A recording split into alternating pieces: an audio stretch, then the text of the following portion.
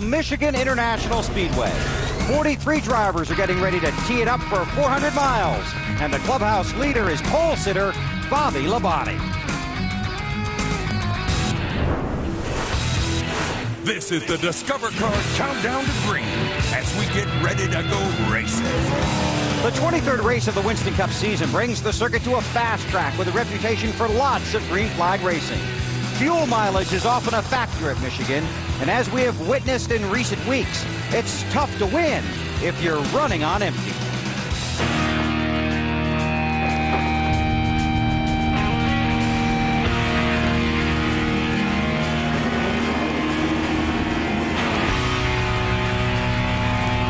For these boys of summer, some days it's not how fast you can go, it's how far you can go. The sermon on speed often preaches the preservation of fuel. Final lap. Are we seeing a rookie breakthrough at the biggest track of all? Or can Bobby Labonte get a run and Labonte slow down? Is Labonte out of gas? He's out of fuel. Labonte's come up dry. 29 cars slow. Out of gas? Is he out of fuel?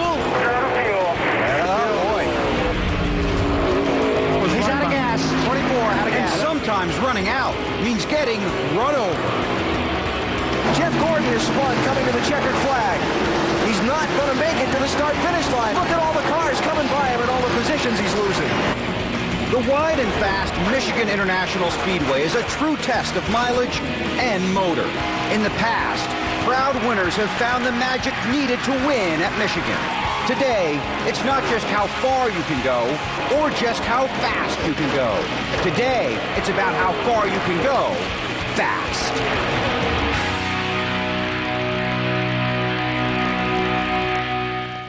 Give me fuel, give me fire, give me double shot of time.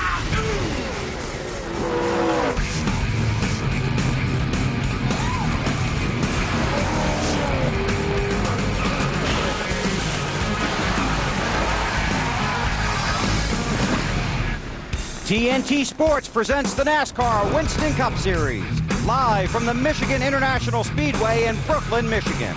Qualifying here on Friday was wild, pushed back by rain. A bad early draw turned out to be beneficial. The drivers starting 1st through 20th today have combined for 99 career wins. The drivers starting 21st through 40th have combined for 306 career wins. Hi everybody, I'm Bill Weber, on the wagon and under power. This track is about 70 miles from downtown Detroit. It lost power for approximately 2 minutes on Thursday afternoon. You can imagine what that was like. But like many of you, the blackout of 2003 has sent ripples through the sport. Travel nightmares, hotels without power, cell phones with dead batteries and no way to charge them. How did we ever live without these things? Like many people throughout the Northeast, about 2 million people here in the Detroit area have had to cope, and for the most part, they have coped very well. We want you to know we share the experience. We applaud your patience and admire your fortitude. And now we race on, led by a guy who's on the pole at this track for the second time this season. Here's Dave Burns. And Bill, it's his 4th pole overall here at Michigan. Bobby, can you match that in number of wins today and get number 4 today? I hope so. The guys have done a great job with this race car. This Interstate Battery Chevrolet was really good on Friday, and hopefully it'll be good today. We've got some adjustment built in it because you never know what's going to happen here. It's clouded up already a little bit, so I feel confident about it, but we got to go out there and make it happen.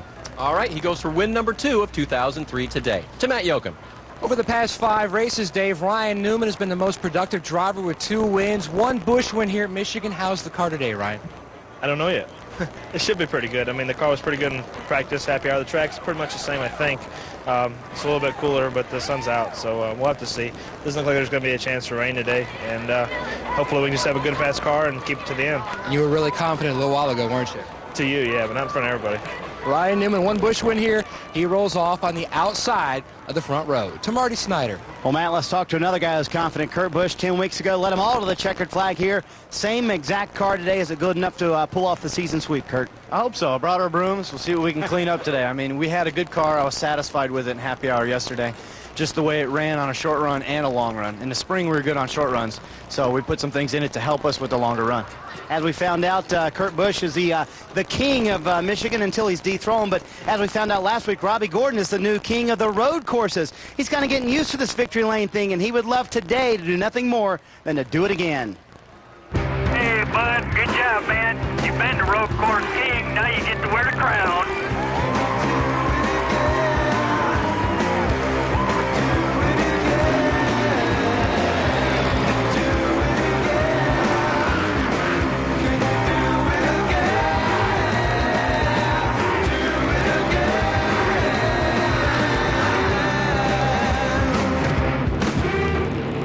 And we're proud to welcome Robbie Gordon to the wagon. Congratulations on that win at Watkins Glen. But now we're at road courses. What are you going to do next? I think we're pretty good here, actually. We qualified third with the singular wireless Chevrolet. We were pretty good in happy hour. People, it doesn't really show up on the chart, but we do a graph. We look pretty good there. I think we'll be strong today. How were you on fuel last week, by the way? Well, we had enough to do that extra lap at the end, did some burnouts, drove back to victory lane. We conserved a lot of fuel. You know, I think we could have made it if we had to race everybody hard. But we got in a position where we put a couple seconds between the other competitors. We were able to back off early, go in the corner, shut the butterflies, save fuel, do things like that. And I think we still had an extra 2 gallons at the end of the deal as well. So we were sitting pretty good. This is your best starting spot ever in a Winston Cup race at this track. 7 races here. But I couldn't believe it when I looked it up this morning. You've never finished higher than 17th here. Yeah, for some reason I always struggle. I've been caught up in accidents a couple times here, and hopefully we can avoid those things today and score some more points. We're sitting here 10th in the points, and we'd like to finish up at least inside the top 10. Ryan Newman's just in front of us, so let's see if we can close the gap a little bit on him. Okay, you're in the top 10 in points. Real quick, you guys talk fuel mileage at all this morning? I think we get pretty good fuel mileage, but you got a handle here too. Yep. And what happened yesterday in the Busch race, what happened here at the first race this year, everybody's tight for some reason on the Goodyear tires that we have. And if we freed our car up enough, which we tried, we should be in good shape. Hopefully we're not too free because we do start up towards the front. Yep. And when you pack other cars behind the rear spoiler, it frees up the back of your car. So hopefully we can get a little bit of position between us, a little gap between us, and have a car that turns all day long and doesn't get too loose. All right, man. Thanks for coming up. Congratulations on the win. Good luck today. Thanks a lot. That's Robbie Gordon. He rolls off third. Now here's a look at the NASCAR top 10 heading into today's race at the Michigan International Speedway. Matt Kenseth leads by 258 points. Third place, Jeff Gordon, 138 points behind Dale Earnhardt Jr. Harvick up to fifth. Robbie is 77 points ahead of 11th place, Sterling Marlin. That's the first lap. Here's what's coming up. Checkman John Bryant discusses the dangers of being part of the over-the-wall gang and his plans to return to pit road. Fire, a racer's most frightening enemy. We'll look at the next step in trying to make racing less dangerous and getting the most from the full-service pump. If you've ever run out of gas, well, you know how frustrating the walk home can be. The fuel mileage mystery, coming up when the Discover Card Countdown to Green continues.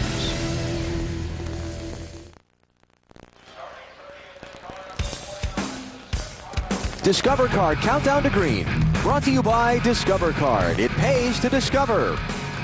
And Fridays, eat what you love what you eat at Fridays. The Michigan Speedway is celebrating 35 years of racing this weekend, and over 150,000 fans are here for the party. But be careful how many candles you put on the cake, because if you ask a racer what his greatest fear is, almost every one of them will say fire. Today, for the first time, the Winston Cup cars will race with a fire extinguishing unit specifically installed to help control fuel cell fires. Here's Dave. Well, Bill, we wanted to see just how these fire systems work, so we called the guys from Fire Bottle. They gave us one, and we put it in Wally's car. Now, on the passenger side of the car, there is a 10-pound bottle of halogenated hydrocarbon. That's the last big word I'll use today. That is halon, and that is the fire suppressant. The system is pressurized through a hose to the fuel cell area. And back here, right underneath, there is something that looks just like a sprinkler head from a hotel or maybe your office. That's because that's what it is. Now, right here, this little blue thing, that is the trigger or the fuse. That is glycerin inside a little glass tube about the size of a Christmas tree light. Now, when there's a fire in the fuel cell area, the glycerin heats up, expands, and it pops this little fuse. I'm just going to break ours with a hammer. Now you can see the system going off there. The halon distributes itself throughout the trunk and then eventually puts out the fire. It's actually very fast. In fact, let me show you with just a very little amount of halon just how quickly this works. I'm going to pour it over the side, and it's going to stop all those fires before it even covers them up all the way down here. It's a very good fire suppressant, and hopefully the system is very good as well. We'll know when another fire catches back there, and then hopefully the driver will have a much safer escape. Bill? Thanks, Dave. Very well done. Drivers face danger all day long. For the guys on pit road, the terror comes in 20-second doses. At Indianapolis, we were reminded of the dangerous duty the over-the-wall guys have to face. They don't need to be reminded. John Bryan never forgets. He's the jack man for Dale Jarrett's 88 car that was injured 2 weeks ago in the Brickyard 400. 4 days after that incident, John talked about the perils, the pressure, and the prestige of working on pit road. Here's Benny Parsons.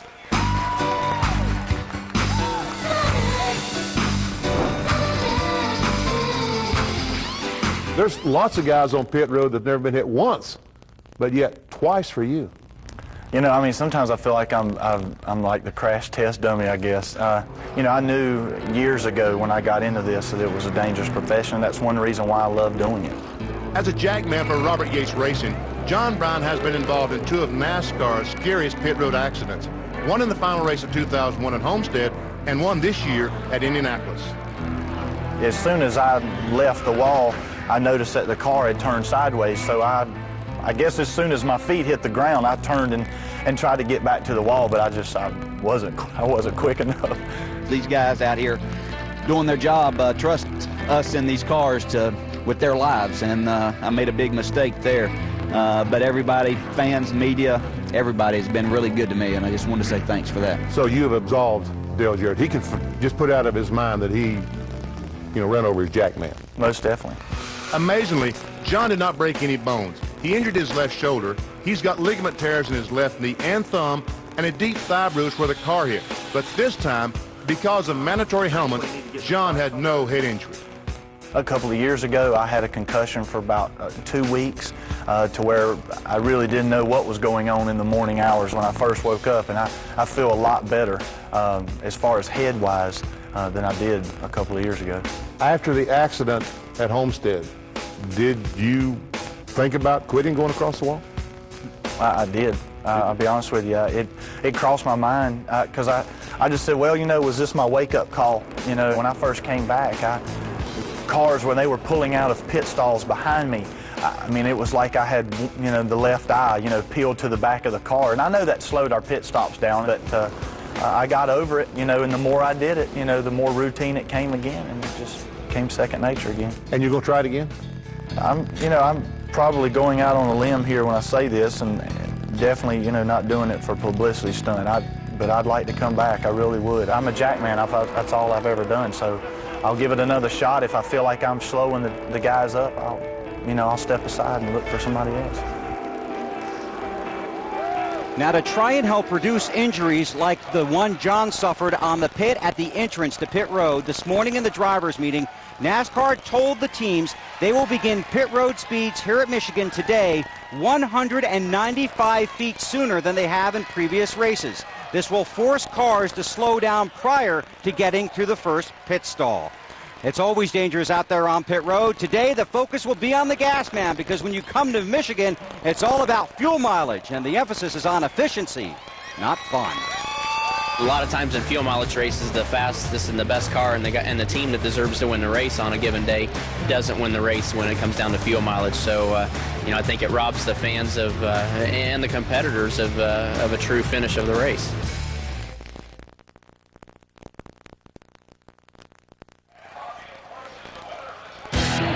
Drivers like to race here at Michigan. The track is wide and you can go real fast. It's kind of like driving down the interstate at 3 in the morning.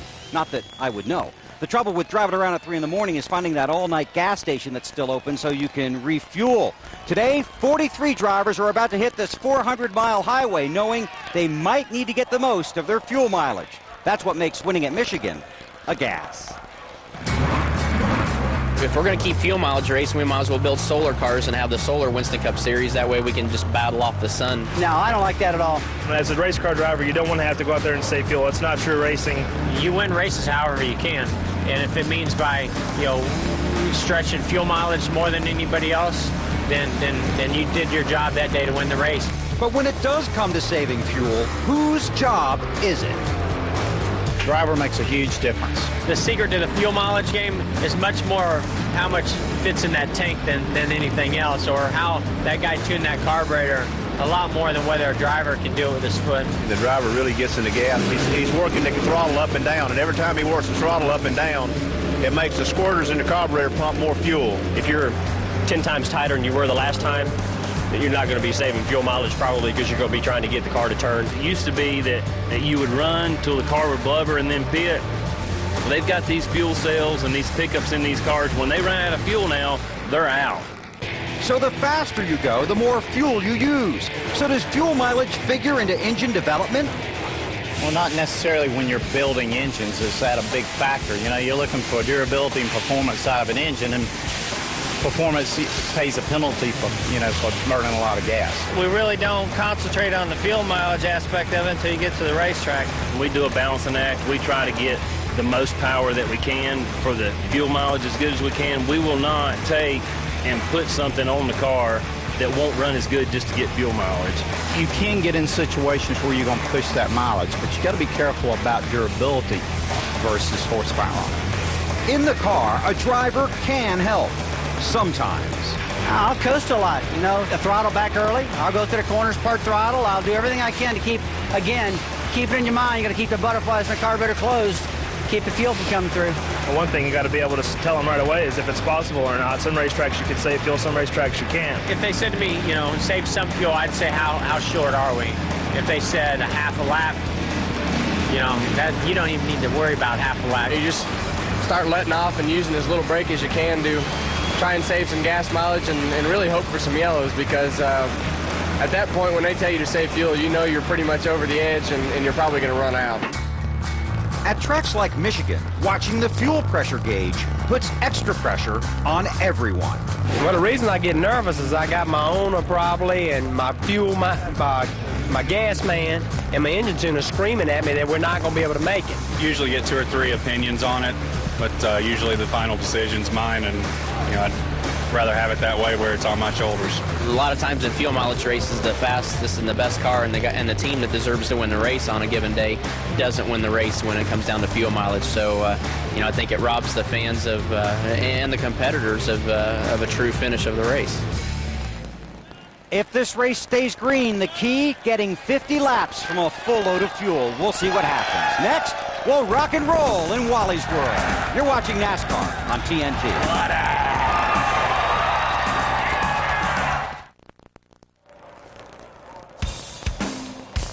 Discover Card Countdown to Green, brought to you by Discover Card. It pays to discover. And Little Debbie's single-serve snack case. Unwrap a smile. Winning at Michigan, sweet music to the automobile manufacturers. Now, Wally Dallenbach almost didn't get to take his Mountain Dew Dodge out on the track this weekend. Seems he went to the garage Saturday morning and couldn't find the car. But he kept looking, and finally our Superman found it 3 doors down.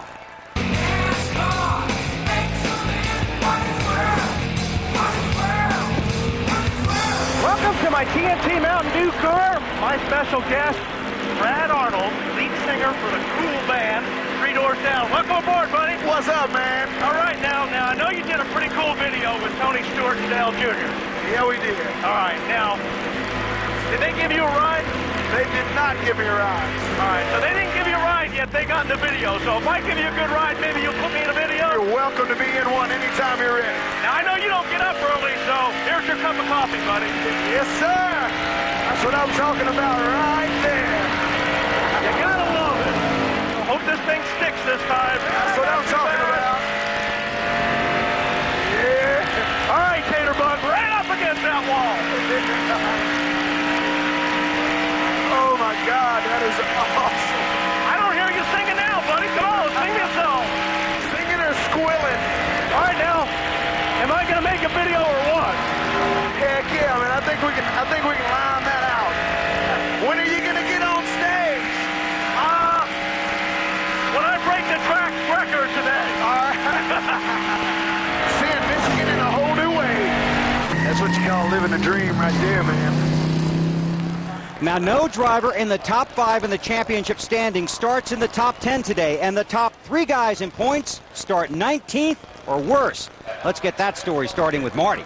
Well, Bill, Jeff Gordon in the 24 car starts 21st today. Is that a tremendous disadvantage here? Well, it just depends on if there are any cautions or not. You know, we certainly have a good race car, and that's what we focus on, is just being fast, being good in traffic so we can pass cars. But this is one of those tracks you can run all over the place, low, high, and I don't think that being this far back is really going to take us out of a chance to win the race. But we are going to need some cautions. We're going to need some great stops as well. Third place man in the championship going for Michigan win number 3. Dave? Well, Marty Jr. has led at this racetrack 5 times, but never won. His best finish is 7th so far. Junior, can we improve those numbers today?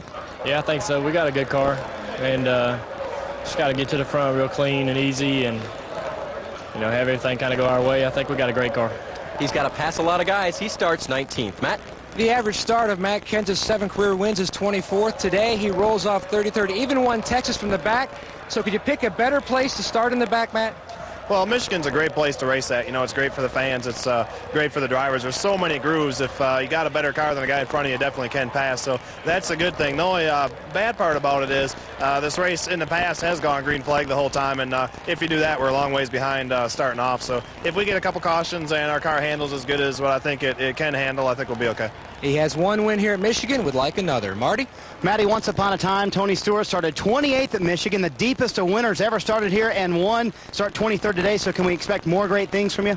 I hope so. I got my secret weapon here. I got my Danny Lasowski Championship Knoxville Nationals winning helmet with me today, so I'm sure he's probably looking for it, but I told him I was going to take it, so we're going to put it on the War Wagon today, see if it brings us some good luck. So he did a great job yesterday. That's the Daytona 500 for sprint car racing, was last night in Knoxville, Iowa. So it's the first time I've been able to go out on a Saturday night, and the dude won us our second one, so pretty neat night for us. Big smile on this young man's face. Went from Iowa to Michigan last night. Got to bed, well, we won't say, about 3 or 4, Bill. Thanks, Marty. Mark Martin has his worst starting position of the season. He has his worst starting position in 36 races here at Michigan. He has his worst starting position in his last 53 races. Mark had to take a provisional. He starts 37th. The last time Mark had to take a provisional, he started 37th in Bristol last March. The guy that won that day, the same guy that won here in June, Kurt Busch. Mark is winless in his last 46 races, but he has won at this track 4 times. The last time Mark won this race was exactly 6 years ago today, when he took the 6 car to victory lane, August 17th, 1997. Now, you don't have to look it up because we already did. The countdown is at 0 and the stars of the Winston Cup Series go racing next.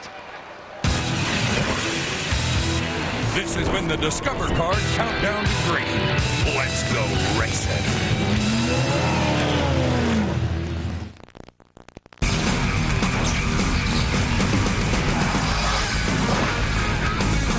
The road to the Winston Cup Championship continues. TNT Sports is live at the Michigan International Speedway to bring you NASCAR Winston Cup racing. A field of 43 jumbled by a wacky afternoon of qualifying. And the final words from driver to crew chief today: please don't run me out of gas. Now let's go upstairs to 3 guys who could never win a fuel mileage race because they haven't quite figured out that pay at the pump thing. Alan Bestwick, Wally Dallenbach, and Benny Parsons. All right, Bill, thanks. Looking forward to a great afternoon of racing here at Michigan. Something we're going to see today that we don't see at about any other track on the circuit. 5 lanes of racing. There'll be cars all over the place. This racetrack is a blast for a driver. It's a lot of fun because of that, Alan. You got guys who are going to run right up against the wall. You got guys right on the bottom of the racetrack, and then there's about 2 lanes in the center. We saw that in yesterday's Busch race. There's a lot of racing here, and like I said, for a driver, this place is a blast. Look at that. That's going to be great action, and that's just a little preview of what we're going to see for 400 miles here this afternoon. Benny, we talked about qualifying a little bit earlier. Rain came in, delayed it, conditions cool at the start, hot as the day went on. The lineup for today's race is really jumbled up. It is so weird. You look at the lineup today and you look at the top and strange names. You look at the bottom, the names you're accustomed to seeing at the top. As Bill told you at the very top of the show, positions 21 through 40 have won 3 times as many races as positions 1 through 20. But Wally just talked about a great racetrack. At least when they meet in the middle, I think they'll be able to pass. But it's going to be exciting. All right, real quick, 2, 3, or 4 wide, turn 1. Well, it can't be real quick. Quick. The racetrack's green because of the rain, but I think it'll be 4 wide, but not on purpose. Hey, pick a number. I say 4. 3. 3, 4. All right, we'll see what happens. It's going to be fun to find out either way. 400 miles of racing ahead for 43 NASCAR Winston Cup drivers. Bobby Labonte set to lead him to the green flag in just a moment. When we come back to Michigan, we'll go trackside for today's opening ceremony.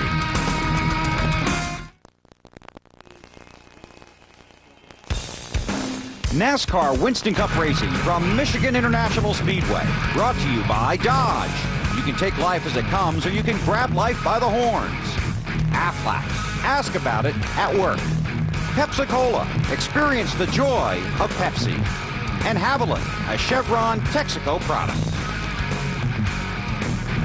TNT Sports live at Michigan International Speedway, where the 23rd race of the NASCAR Winston Cup season is about to get underway. First, we go trackside for today's opening ceremony. And now for our invocation from St. John's, Michigan, Pastor Robert Dittmer. Oh Lord, we thank you for such a beautiful day you've given us today. We are filled with excitement to be a part of this great throng of people. Father, we pause to invoke your blessing upon this race, asking for your protection of all drivers, crew members, officials, and spectators. We ask this in the name of our Lord and Savior, Jesus Christ. Amen. And now, ladies and gentlemen, for our national anthem, here's Grammy Award-winning recording artist Leanne Rimes. Closer, can you see by the dawn's early light what so proudly we hailed at the twilight's last gleaming, whose broad stripes and bright stars through the perilous fight, o'er the ramparts we watched were so gallantly streaming, and the rocket's red glare, the bombs bursting in air, gave proof through the night that our flag was still there. Oh, say does that star-spangled banner yet wave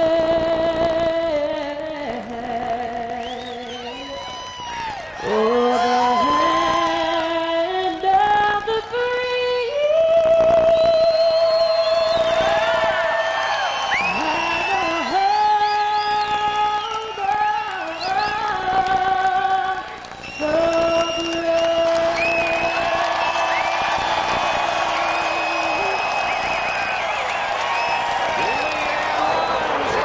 the home of the brave. F-16s on the flyover. And now for the most magic words in motorsports, here is our Grand Marshal Ken Sikkema. Gentlemen, start your engines!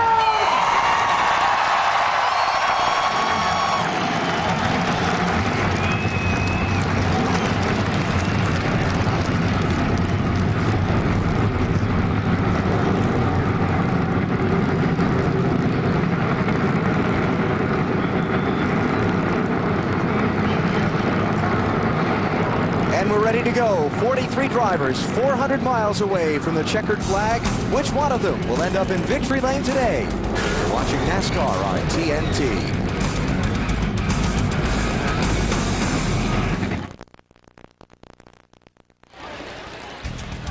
The Michigan International Speedway, some 70 miles southwest of downtown Detroit, where hometown bragging rights for the automakers, Ford, Dodge, Chevy, and Pontiac are part of what's on the line in today's 400-miler for the NASCAR Winston Cup Series. Field beginning to roll now out onto the racetrack for their parade and pace laps.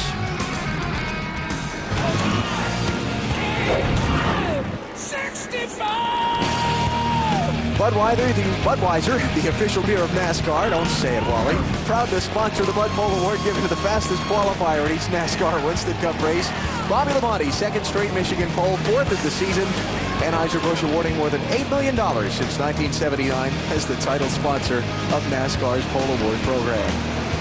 That's a stop-and-go penalty for me, okay? Yes, it is. Here's the starting lineup for today's race. It's Bobby Labonte on pole with Ryan Newman alongside. 2 top 5 finishes here in Michigan in 4 tries. Pretty good record. And row 2, last week's winner, Robbie Gordon and Kevin LePage. Surprise 4th place qualifier. Terry Labonte making his 50th start here in Michigan. Jason Leffler alongside there in row 3. Another shock on the inside of row 4. Great qualifying run. Christian Fittipaldi, Jeff Burton on the outside. Got Dave Blaney and Jimmy Spencer in row number 5. Spencer with his best qualifying in the last 17 Winston Cup races. And there's Harvick and Biffle back in row 6. Kevin Harvick, winner of yesterday's NASCAR Busch Series race. Michael Waltrip and Larry Foyt. Row number 7, Waltrip 2 top 5 finishes in his last 3 races here in Michigan. Back in row 8 is Jimmy Johnson and Casey Mears. A couple of young guys. Casey, winner of an ARCA race here back in June. Elliott Sadler driving for Robert Yates. And Steve Park for Richard Childress. Back in row number 9. And row 10 might see a winner out of this row. Junior, Dale Earnhardt Jr. and Kurt Busch. All right, while we look at the rest of the grid, this Jeff Gordon's car stopped down at pit exit. Something up there. You see some of the crew running toward it. Some of the 48 crew a little bit closer to where Gordon came to rest. So we'll follow up on that here in a minute. While we watch the rest of the parade and pace laps, we'll give Kevin Harvick a shout. Yeah, let's give him a try. Hang on. Okay. Hey, Kevin, this is Wally up in the booth. You hear me?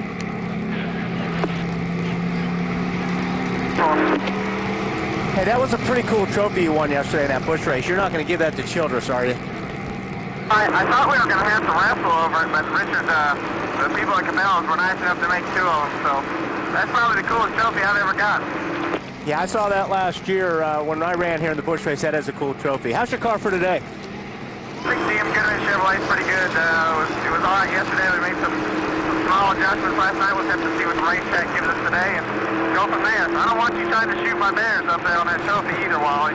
I've seen you hunt. You're dangerous. I'm sure you've got it in a safe place. Good luck today, buddy. Kevin Harvick getting set to go today. Winner of yesterday's NASCAR Busch Series race here. Stacey Compton failed to qualify for this race.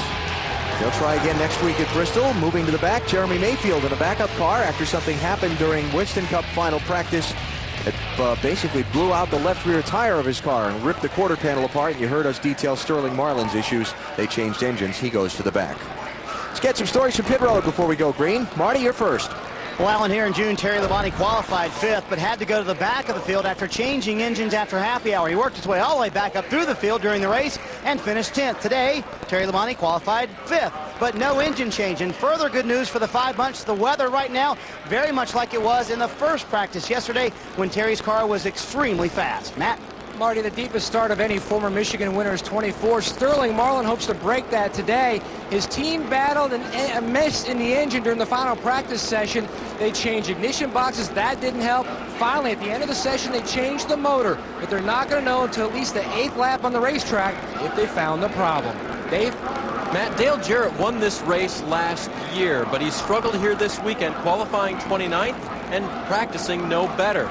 He needs another Michigan miracle if he's going to get to the front today. Remember last year's miracle? He spun and he won. Bill? Dave, 2 weeks ago at Indianapolis, Dale Jarrett struck his jackman, John Bryant, on pit road. He had the very first pit stall on pit road at the Brickyard. This morning in the drivers' meeting, NASCAR told the teams that the pit speed here at Michigan today will begin 195 feet sooner than it has in previous races at this track. That means the drivers will have to slow sooner, hopefully making pit road safer. Now, pit crews will tell you any pit road is dangerous, but any pit road that has an outside wall is even more dangerous. It limits the area drivers have to go coming and exiting pit road. These stalls are big, but it can still get confusing down here.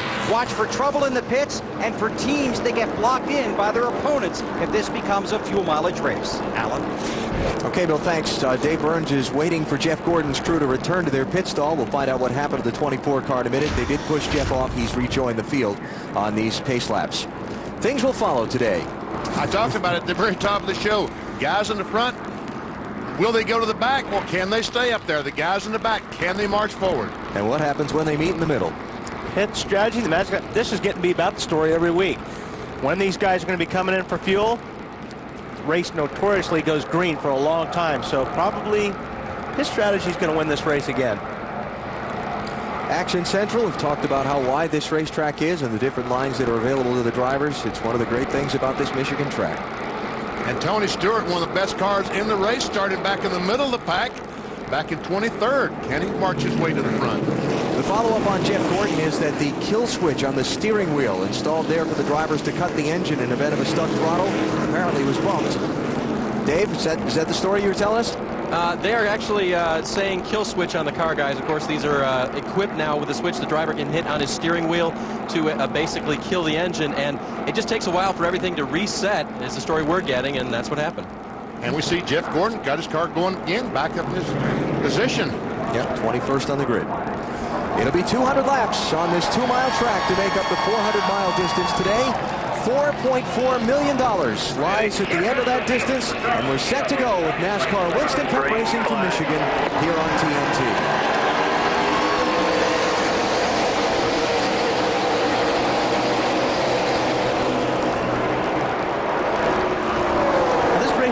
Be a little bit slick these first couple laps because we did get a lot of rain. There's been nobody on the racetrack since, but it didn't wash all the rubber away, as you can see there in the corners. Oh, a big jumble back in the pack. Kenny Wallace pushed way up the racetrack. See him fan out 4 wide there. Everybody got away okay. And here comes Harvick on the inside. Goes blowing by Dave Blaney in the 77. Wow. We got 3. Did we get 4 wide? Kevin LePage got real loose there right in the middle of 4. Ryan Newman leads lap 1. Body to body second. Kevin LePage third. Jason Leffler racing Robbie Gordon for 4th.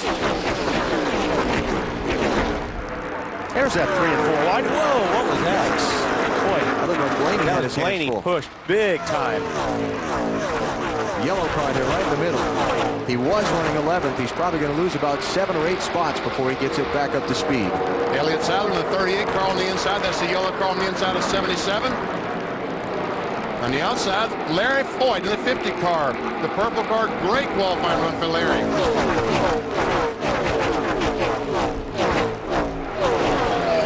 There's something else that we'll keep our eye on throughout the day. This racetrack is sensitive as far as the car's handling on it to temperature change. We had a very sunny, bright day a little earlier. Clouds are coming overhead. A lot of the racetrack in shadow now. That changes the track temperature and affects the car's performance. And right now is the best a driver can ask for. This is what I like to see at a racetrack is a cloud cover, because this is when the track is going to have the most grip. When that sun comes out and gets that track hot, then these cars will be sliding all over the place. When we say ooh, we mean it. We mean it. Here's what happened to Dave Blaney in turn 2. There's 4 wide there. Here's what happened to Dave Blaney. Watch the yellow car, bottom of the screen left. Yeah, he just pushed up the racetrack. Just barely got into the 43 car of Christian Fittipaldi. They all did a real good job avoiding a big wreck there. That was worthy of an ooh. Yes, it was. And that's what Jeff Gordon's going to talk about, the 24 car. He was good by himself. See a battle here for the 3rd position. LePage in the middle, going backwards. Jason Leffler, that 0. Terry Labonte and Kevin Harvick. Harvick in the 29, bottom screen. Jeff Burton, top side. Red, white, and blue, 99. So give Leffler 3rd, Terry Labonte 4th, Harvick 5th. Now Jeff Burton trying to edge ahead of LePage for 6th. Well, they got a draft going here, and this is one of those racetracks where 2 and 3 cars together are going to be a lot faster than 1. It's almost like a restrictor plate track like they've done at Talladega. So if you have somebody help you, like right here, you see 48 of Jimmy Johnson behind Robbie Gordon, they're going to be faster, and they're going to lead the 57 car of Kevin LePage. Now he dives in and gets in line because he doesn't want to be there for long. Jimmy Johnson's name came up a lot in my garage rounds this morning of who had a good car in yesterday's happy hour. A lot of folks thought that 48 car would be tough today. Started 15th, he's moved up to 9th. Ryan Newman is leading this race. Bobby Labonte in 2nd, so the qualifying positions have swapped. Johnson took 8th away from Robbie Gordon. He's going on Jeff Burton here for 6th. Got it. Now here comes last week's winner from Watkins Glen, Robbie Gordon. The thing about this racetrack is you can go, when you go in the corner, everybody can go wherever they want, 3-4 wide. But right coming off the corner here, you need to be up against that wall. Because if you try to stay down low and pass a car, that car on the high side will always usually have more momentum and more speed getting off the corner. And you'll drop back and get back into line. Robbie Gordon by Jeff Burton to pick up 7th spot, Marty. But he just came on the radio. He said, guys, we have the wrong gear in the car. And that's one of the big things here at Michigan is gear selection. It's a fine balance between trying to get fuel mileage and wanting horsepower. Robbie feels like he does not have enough horsepower to get off the corner like he would like. So they have the wrong gear, in his opinion, in the car. But if they put too much gear, they might not be able to run to 48 That look laps. good right there. All these guys are running high in the bottom there. Find your way. Like Marty said, it's a fine balance between get the car around the racetrack at utmost speed, but also taking into consideration fuel mileage. And where you feel like you're getting beat a lot of times if you don't have enough gear, it's getting up off the corner. Check it out, Bobby Labonte. After Ryan Newman got away from him in the opening couple of laps, catching back up to try and take the lead back. You know, this is the 6th straight race that the pole sitter did not lead the first lap at Michigan. I know the first lap's not the important one, the last one is, but that's kind of an odd thing here. Labonte in the 18 car is trying to do something about that right now. Let's see if he makes the dive for the bottom.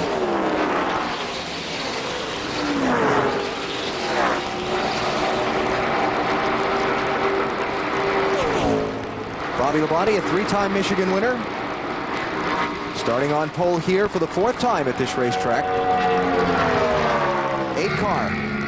Looking for Dale Earnhardt Jr. Started 19th. Billy's fallen back to 36th.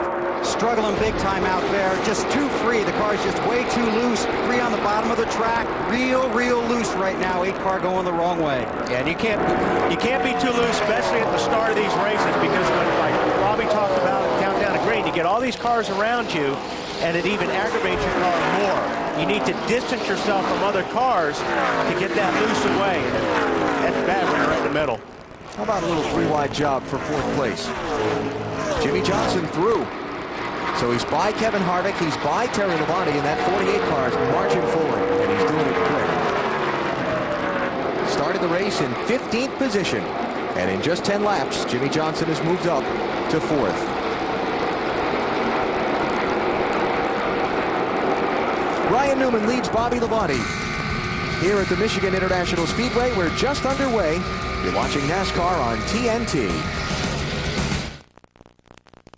Michigan International Speedway in the village of Brooklyn, Michigan. About 70 miles southwest of downtown Detroit, where Ryan Newman leads today's NASCAR Winston Cup race, but maybe not for long. I tell you what, if Labonte can get a fender on the right side of that 12 car getting off the corner, then he'll make the pass. I'm betting on the 48 being the one to make the pass. He is coming. Jimmy Johnson got by Jason Leffler for 3rd a second ago, and here he is racing Labonte for 2nd. That's a spot right there. It's hard for the 48 to make that pass getting off the corner. Bill, you got something on 48? Well, I talked to Chad Knaus this morning, and he said they make small changes to their car, basically a spring change, and they tuned down the shocks because Jimmy couldn't stay in the throttle in happy hour. So I went down to him, and I go, small changes, that thing's flying. He just pointed to his brain and said, it's all about the driver. Half the job is making them think they're going to be faster today.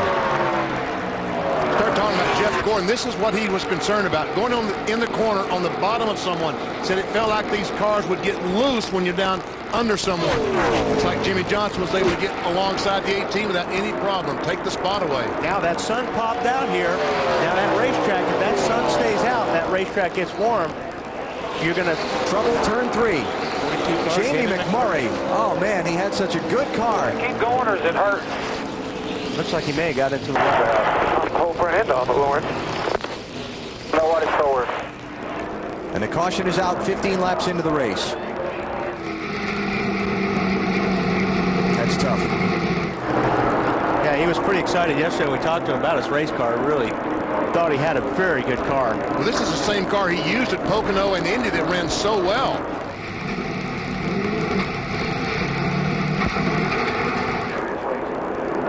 So the field coming back to the caution flag. All right, here we are on board. Looks like he may have had a tire go down. VP went up that racetrack pretty quick. Yeah, went to the corner of the right foot tire. We're down now. One of our stat guys just told me he just lost. Keep going, or is it hurt? The 10 spots in the last lap or so. So he realized the tire was going down, but yeah, that's definitely a tire down. He was trying to ride it out, hoping for the caution, and he was the caution. That usually happens. Boy, big break for Dale Earnhardt Jr. because he'd drop back to 38. Then he'll make a pit stop, make some adjustments. I'll bet you make a bunch of adjustments. Bunch.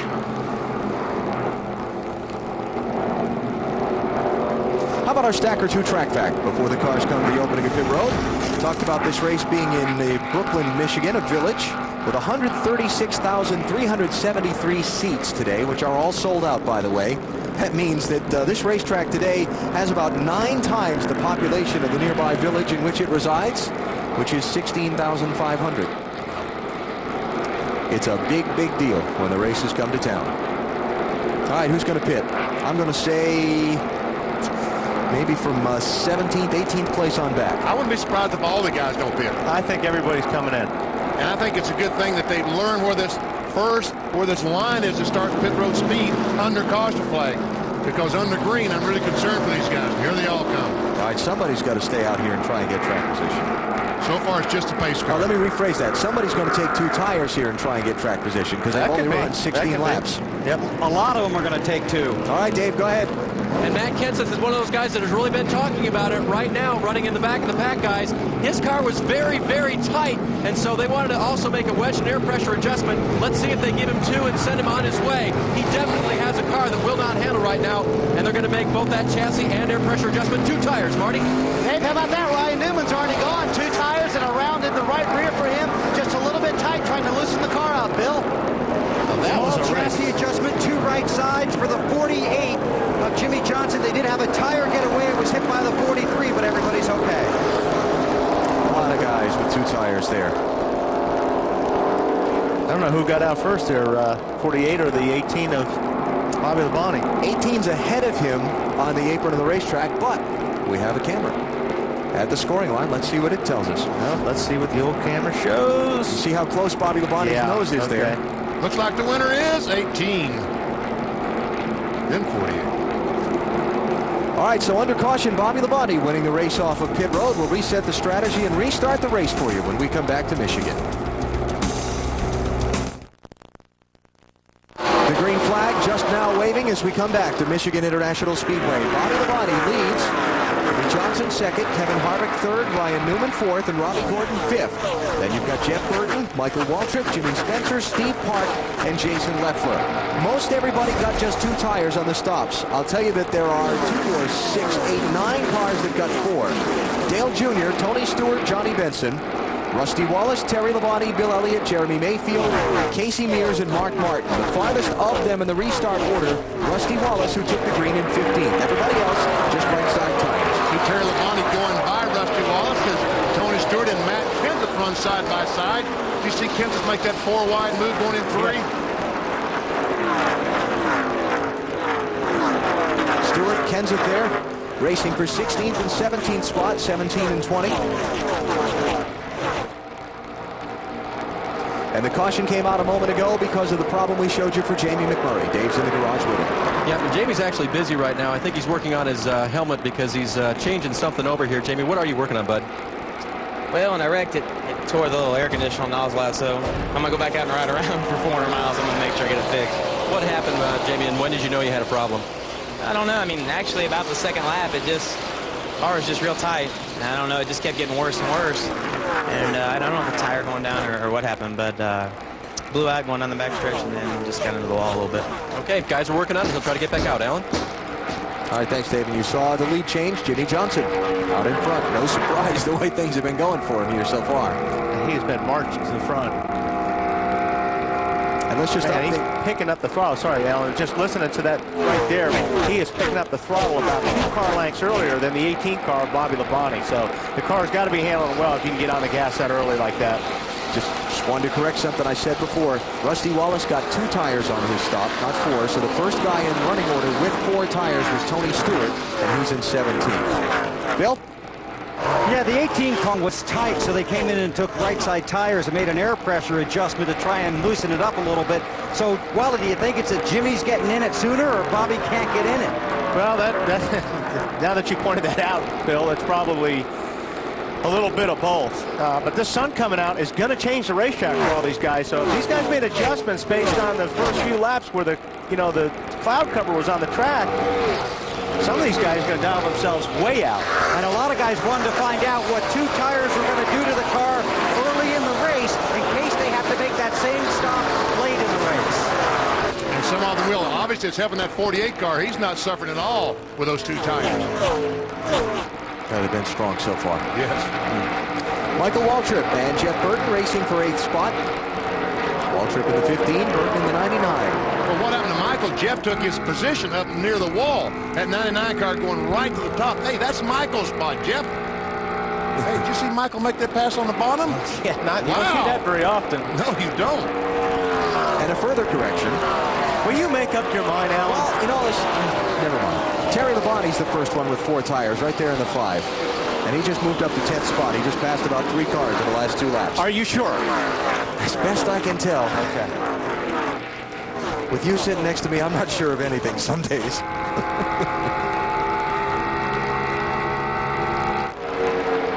Now, these tires have been a lot of talk. I mean, the tires are so good these days, they don't fall off. And you never know what to do, whether you should change, 4 tires or 2 or no tires. I mean, it's really a gamble. Speaking of Bobby, Ryan Newman by him for 3rd place. I mean, fuel mileage wasn't a big thing. It used to be because you had to come in and put tires on. Jason Leffler in the 0, Jimmy Spencer in the 7, 6th and 7th place. You know, I'm dying to know we've been 25 laps down. Yesterday, Sterling Marlin could only run 8 laps, and the car would start missing. Okay, we've been 25 laps. Is it missing, Dave? Answer is no, BP. In fact, I asked Sterling, what kind of miss was it? And he said, I think it was a splutter. And then they couldn't figure out if that was really the problem. So they changed the motor, they changed everything electrical in the car, every line, every switch, every component, and they weren't sure whether or not they had it fixed. They did, and so far the car is running up the song. And that last pit stop, they made no changes. The chassis and now the motor are very good. Terrific. Thank you very much. Now the question is this. A splutter. A splutter. Well, that's... I understand that. I think I understand it, but I can't explain it. Yeah. See the scoring serial on Sterling. Very steady march up from the back of the pack. Remember, he started tail end of the field because they changed engines during the weekend. And this 40 car led the most laps here in June. All right, Tony Stewart marching towards the front, about a 4/10. Yeah, and he's got 4 tires. Yes, he does. How about it, Bill? Yeah, sorry about that, Alan. It said the car's just a little tight from the center off, so they gave him 4 tires and sent him back out with a slight adjustment. So the car wasn't great at the beginning, but I'll tell you, I'm sure he learned something yesterday because the 8 bunch Juniors team did. When I talked to the 20 bunch, said, yeah, we learned something. We learned we got the right guy in the seat. Yeah, if you weren't with us yesterday, the NASCAR Busch Series race, Tony Stewart drove Dale Earnhardt Jr.'s Busch Series car and dominated the thing, but got caught out by the fuel mileage thing and then the rain that stopped the race 15 laps short of its scheduled distance, and he did not end up winning.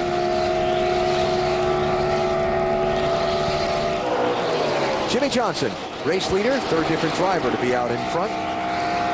Johnson, along with Ryan Newman and Bobby Labonte, leading the early lap so far in the GFS Marketplace 400 at Michigan on TNT. Our Wendy's race menu. Check out what's coming up as we follow the race for the championship on TNT and NBC. The night race at Bristol next Saturday. Exciting, huge crowd. I mean, it's Bristol. It's the night race. What more? And if you don't have a ticket, don't worry about it. They don't have any tickets, so watch it here on TNT. Then it's on to Darlington for the Southern 500, the night race at Richmond, and back to New Hampshire. That's what's coming up on the Wendy's race menu. Jimmy Johnson is out in front here at Michigan International Speedway, leading by 1.4 seconds over Kevin Harvick. 1 caution in the race so far. Jamie McMurray bouncing off the wall, and he is in the garage getting repairs made to his machine. Let's take you through the field. get you the quick snapshot on how your favorite driver's running so far. Bill, you're first. Thank you, Alan. This morning, Chad Canals, crew chief for Jimmy Johnson's 48 car, said this is the best car we've ever had here in Michigan. I said, this is only the 4th time you've ever raced here. He said, this is still the best car, and that should mean something to you here today.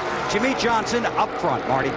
Bill, Kevin Harvick started in 11th. He's up to the 2nd position. 2 tires on that last stop helped him to get up to 2nd.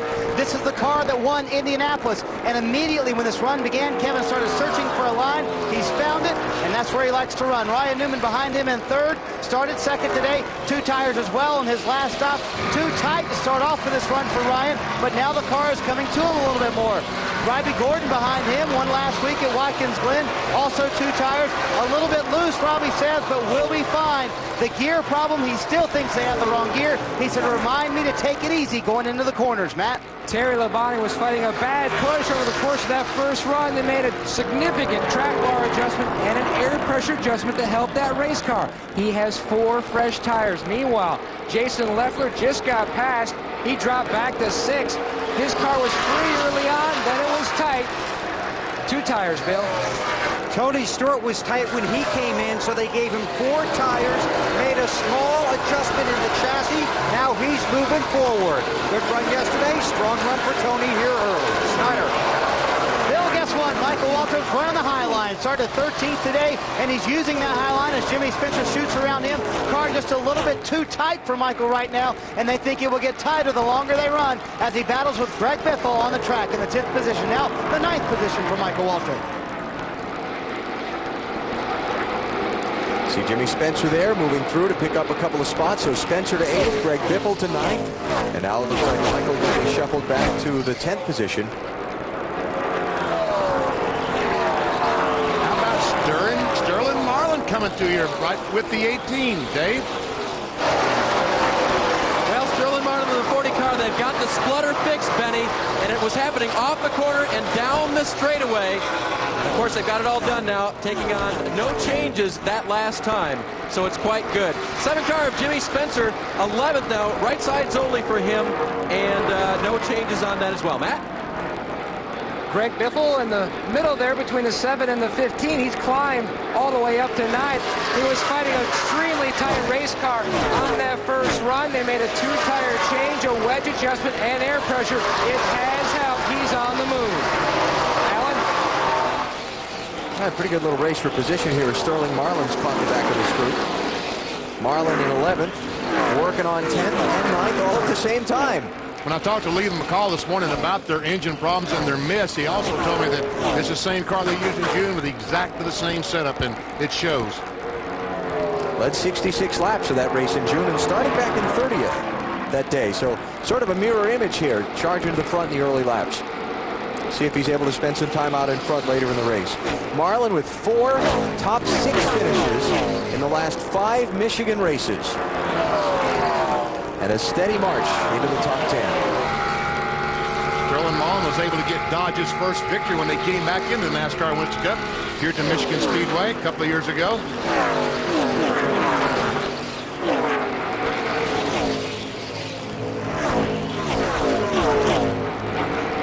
Top, middle, bottom.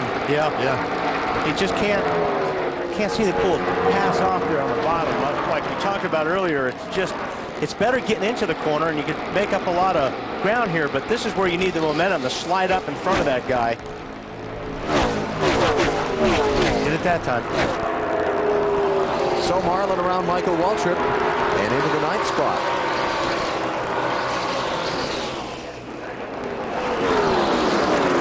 Talk about Kurt Busch for just a second. Started the race in 20th position. Had moved up as far as 13th. Marty, he's back to 17th now. And he has the same race car that won here in June. This is also the same car that won in California for Kurt Busch. And earlier he came on the radio, and now a battle for the lead. Kevin Harvick trying Jimmy Johnson. Not quite.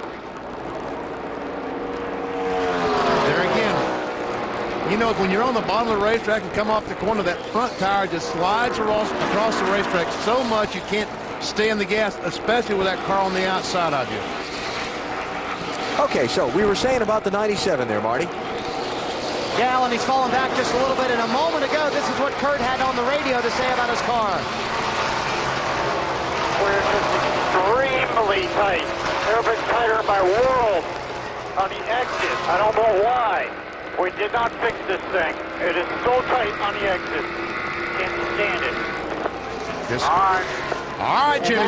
That was a concern because in happy hour, guys, yesterday they were very tight. Jimmy Finning thought he had the car fixed. And the way they won the race here in June is they adjusted on it throughout the day. They weren't very good until about 3/4 of the way through the race. And Jimmy said, I have so much adjustability in the car, I'm very confident about being able to fix whatever the problem is that Kurt might have today.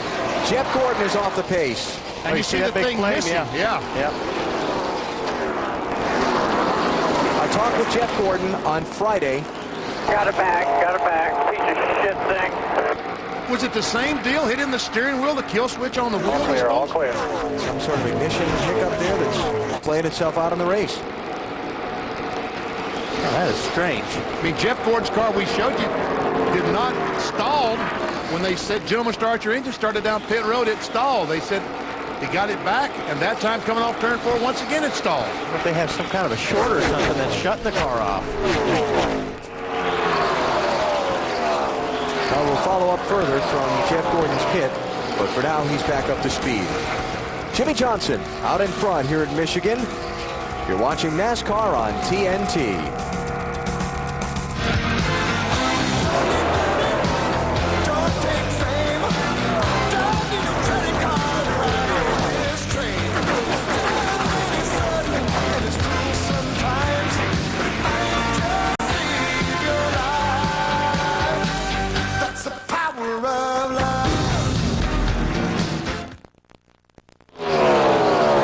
At the Michigan International Speedway, Kevin Harvick is the new leader. As NASCAR on TNT continues with coverage of today's 400-miler, we're about to hit the 1/4 mark of the race. Harvick taking the lead from Jimmy Johnson just a lap ago, off of turn 4 and down the front stretch. Hey, watch inside the car of the 48 when Kevin Harvick gets right on the bumper. I think he goes, go over there to the right.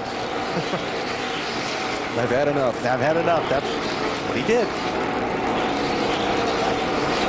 So Kevin Harvick, the 4th driver to lead this race, trying to back up his Indianapolis victory with another one a couple of weeks later here at Michigan. Now Jeff Gordon had fallen back. We saw him off the pace a minute ago. He's climbed a couple of the lost positions back. He's in 26 now, Dave. What are they saying? Well, Alan, you heard he wasn't very happy about something on his race car, and that was, according to the crew, the kill switch. It keeps turning off on him, and they don't quite know why. I checked with Randy Dorton, the guy who builds those motors for Hendrick Motorsports, and I said, "Can you take that away? Can you get around the kill switch and all?" He said, "You really can, and you got to have it. It's required by NASCAR." So they're talking about that switch on the steering wheel that driver's supposed to use in case the throttle gets stuck. And Tony Stewart going by Newman to take over 3rd spot. And Wally, you and I have been checking out this monitor the last few laps. Stewart is the fastest car on the speedway right now. Yeah, he certainly is. I talked to Greg Zipadelli this morning, and he was pretty confident. He had a very good race car this morning, and he said that they were going to go to the front. And that car's not too bad. The 40 of Sterling Marlin goes by Terry Labonte and takes over the 6th position. So Marlin continuing his steady march to the front after starting in the back because of an engine change. So Tony Stewart's moving up. Sterling Marlin's moving up. Jeff Gordon's trying to regain some lost ground.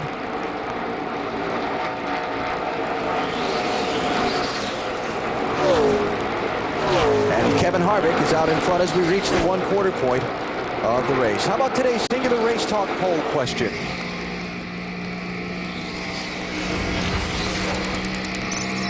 Your opinion on races decided on pit strategy and track position. Been a lot of talk about that in the garage, in the grandstands here over these last couple of weeks. Let's hear what you have to say about it. Love them, not crazy about them, doesn't matter. Tell us what you think. Okay, I think I know what the answer is going to be. The majority is going to be, but we'll see. We will reflect your answers later in the program. Elliott Sadler's on pit road. Ricky Rudd is also. Looks like those guys might have made contact with each other. Yeah, there's a lot of damage there right in the door. The 8's gone from the 38.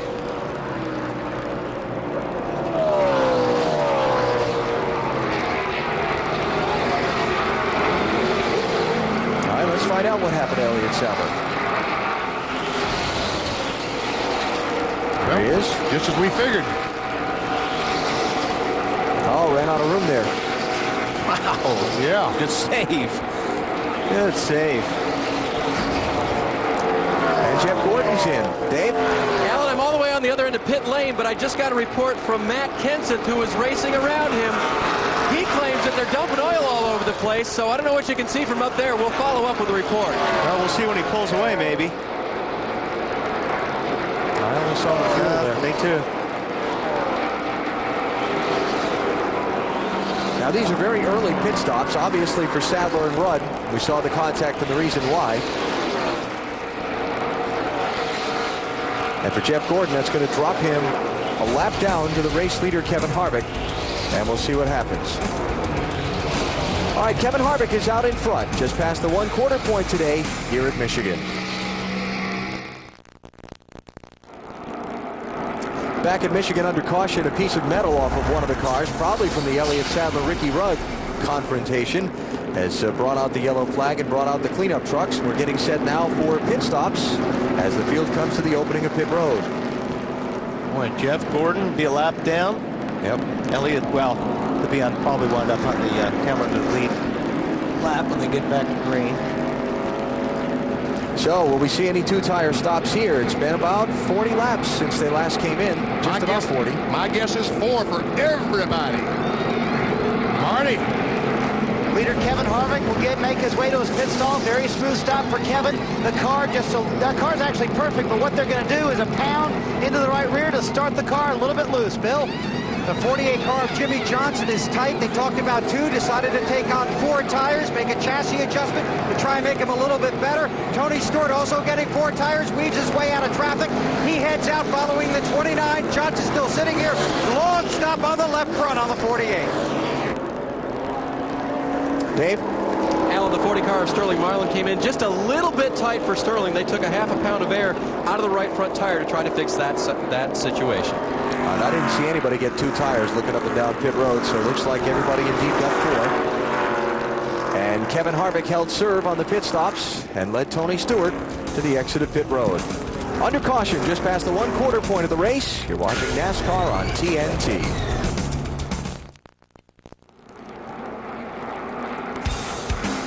NASCAR Winston Cup Racing from Michigan International Speedway. Brought to you by Pontiac. Fuel for the soul. Budweiser. The best things in life are the things that are true. Budweiser. The Home Depot. NASCAR's home improvement warehouse. And Yamaha. Makers of fine motorcycles and ATVs. Nobody's more in tune with motorsports than Yamaha. 150,000 fans here celebrating 35 years of racing at the Michigan International Speedway. Kevin Harvick in first, out first off of pit road. He won at Indianapolis. He's leading here. Here are the guys that got to kiss the bricks at the Brickyard and got him out first off of pit road at Michigan. Todd Berrier, crew chief, Kernersville, North Carolina. Jim Jeffries, Windshield, Yakima, Washington. Kevin Gabriel, front tire carrier, Lexington, North Carolina. Jason Pulver, front tire changer, Tucson, Arizona. Mike Sears, Jackman, Reedy Creek, North Carolina. Kenny Barber, rear tire carrier, Music Falls, New York. Aaron Smith, rear tire changer, Denton, North Carolina. Brian Engelhart, gas man, Greenfield Center, New York. Kirk Almquist, Ketchikan man, Blythe, California. Kevin Harvick won at Indianapolis. Last week, his teammate Robbie Gordon won at Watkins Glen. RCR going for 3 in a row. Down pit road to Dave. Bill, Jeff Gordon came down pit road, not for motor-related problems, but for a left front tire that was going down. It was indeed flat when he got to pit road. He didn't come out on this last stop, so he's now at the tail end of the lead lap. Hoping to stay in front of leader Kevin Harvick and get a quick caution and make up 2 miles on a free pass. Harvick leads, Stewart is second, Robbie Gordon is third, Terry Labonte, great pit stop, out fourth, and Greg Biffle is fifth, followed by Ryan Newman, Sterling Marlin, Rusty Wallace, Michael Waltrip, and Bill Elliott. You heard the description of the Jimmy Johnson pit stop as being long. He's all the way back to 11th as Harvick disposes of Gordon quickly. Yeah, that didn't last long.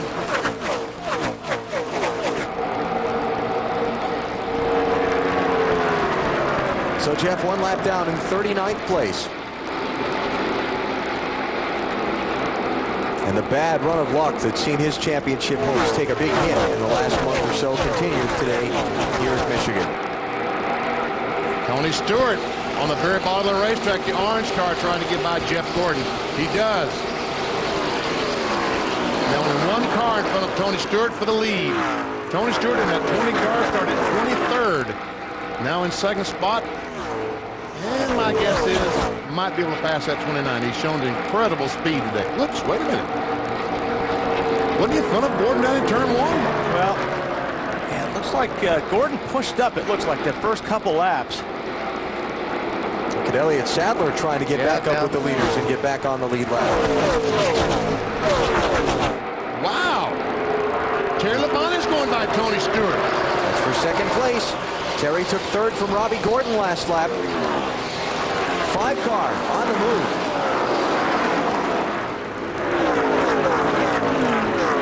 He thinks he's got a problem or something. I don't know, something up with that 20 car, sure. Sure All looks quiet like all quiet on the radio so far. Robbie Gordon looking underneath Tony. This would be for 4th place. Maybe Tony just needs to get off the bottom. Check that. That'd be for 3rd place. Harvick leads. Terry Labonte second. Now Tony is 3rd. Ryan Newman slipping around Robbie Gordon for 4th.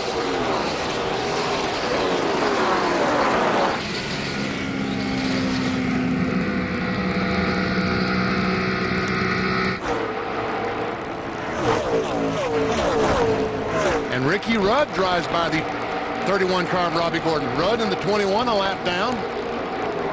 There's a battle for position. The 16 of Greg Biffle, the 2 of Rusty Wallace. 6th and 7th.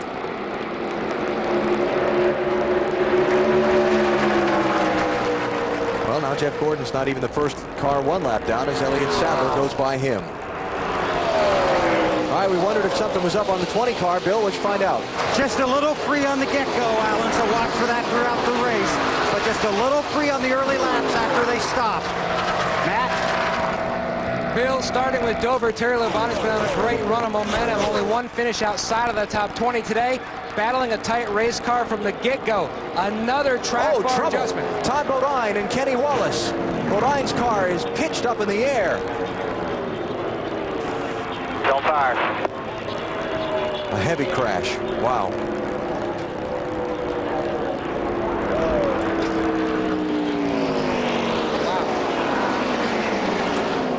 Todd Bodine and Kenny Wallace both out of their cars. Todd had the window net down before the car stopped. And Kenny was getting out of his car before it stopped. See Kenny's Hans device on the back of his neck. Kenny's car was on fire. He was going to get out of that thing fast. And there's Todd. You see how Kenny's car was just submarined underneath Todd's? Todd's lucky he didn't go over on his roof. 3rd caution of the race. I tell you what, I got to give these medical workers an A for their response because they were there. They've always been great here at Michigan Speedway. They really have. Helped by the fact that the field was still bunched up pretty tightly together on the restart. Once the pack went by the wreck, they could roll. There you see the 54 car in the middle. Kenny Wallace up high. This is racing for 25th place. And Kurt Busch is going to get in the 54 and turn him up in front of the 23. Yep. Look at that. Wow.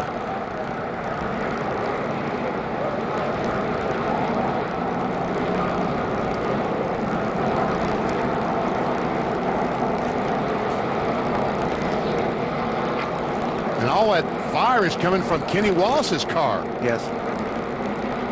Yeah, the Todd Bodine was right down on the 97 car. Heavy contact with that Big left hit. side. Yeah. Yeah, the left front wheel got ripped right off the car. Now watch if we keep watching this thing, watch the window net on Todd Bodine's car. Watch Kenny. Kenny drops his right here. Yeah, he drops his, and then Todd drops his too while he's still on top of Kenny. We keep following this. I believe Kenny was out of his car before his car stopped. Yeah, he was trying to get out.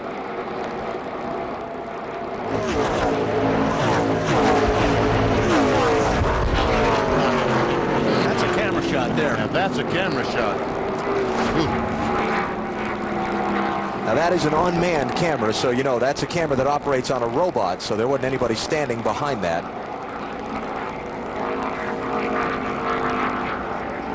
Tons of debris and a nasty accident, but both drivers out of their cars quickly and okay. And because the fires on those cars weren't in the trunk, that new fire extinguisher system that Dave showed you on Discover Card Countdown to Green doesn't come into play there. But look at the damage. None of the leaders have come down pit road. We'll take a break. You're watching NASCAR on TNT. Under caution here at the Michigan International Speedway after a crash on the back straightaway. Pit road has not yet been opened for the lead lap cars, so none of the leaders have come in yet. Our NASCAR Busch Series update. Yesterday, Kevin Harvick winning a rain-shortened event here at Michigan. Tony Stewart dominated. Harvick won when the rain came out 15 laps shy of the scheduled distance, and he was out front through a little neat strategy. Look at the championship race heading to Bristol this Friday night. Now the Craftsman Truck update. No race this weekend for the trucks, but they'll take that fight for the championship to Bristol Wednesday night. Midweek special on the high banks there. Brendan Gaughan leading Travis Kvapil by just 7 points. What a mess. Man, what a torn up race car. But both drivers okay. And very quickly out of their cars at the end of the crash. I'm not sure if they waited at the end of the crash. Once again, the 54 car goes right down next to Kurt Busch. Now, whether or not there's contact or not there, I don't know. There's definitely contact. Looks like there is. Yeah. Looks like they just touched. Maybe the rear tires touched. And Todd into the wall. Now watch Kenny Wallace in the 23 car. We got a good shot of him. The winning net, as they said, is already down. Look, he's coming out already. He's out the window. The car's still moving. He's getting out of there. Yeah, well, that thing's hot. Getting away from there. Now Todd Bodine is out of his car. Amazing. Now watch this angle. Watch the window net up. Todd Bodine's car. He feels all that fire. Yep, he's one. That's dropped right now. That is down. See, when he felt that fire, he didn't know that it wasn't his car on fire. It might have been his car, so he didn't realize it was Kenny Wallace's car where he was feeling the heat.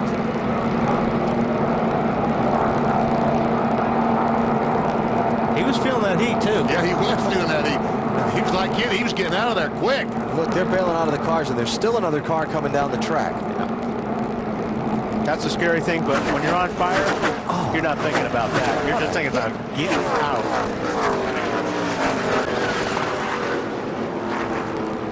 That was an unbelievable hit. That was one of the hardest I've seen in a long time. And there goes the wheel, trying to catch up with his car. It's like a calf following his mama down the racetrack. Despite the tethers that are supposed to hold him onto the chassis. I'm not sure that was a wheel or just the tire that ripped off a wheel. Either way, both drivers out of their cars and okay. Pit road still closed. Waiting to see if they're going to open it this lap. But Todd Bodine and Kenny Wallace involved in a scary accident. Fortunately, both okay. All right, so do they open pit road? And if they do, does everybody come in? Last pit stops were at lap 55. This is 66. Several of those laps under caution. Nope, not going to open it yet. So let's take a break while they're under caution and they're still cleaning up. Yet to open the pit lane. We'll see if any of the leaders choose to come in.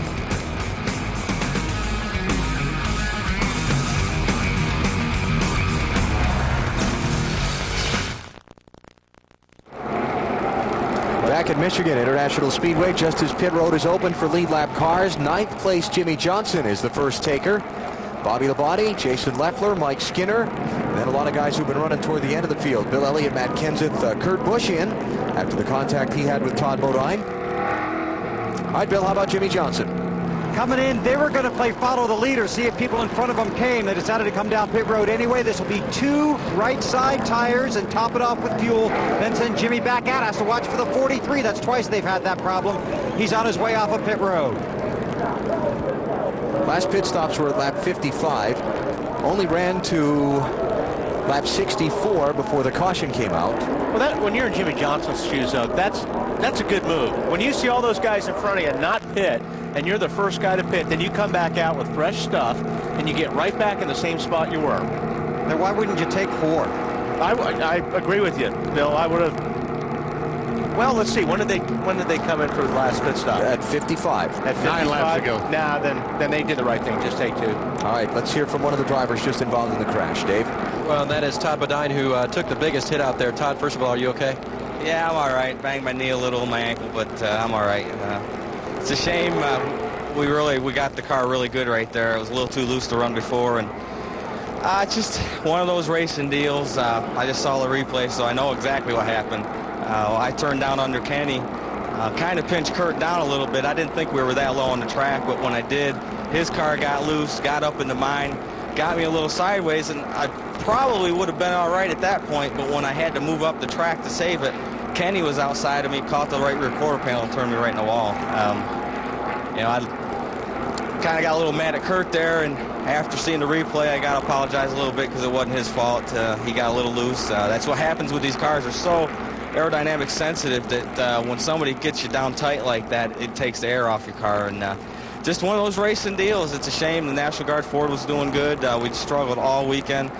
Gary had made some adjustments right there and got the car really good. I was really pleased with it. And I turned down under Kenny. Is just trying to work the traffic, take my time, and just things happen. Me and Kurt were moving up together, but I want to thank all the National Guard people and the employers and everybody, so thanks.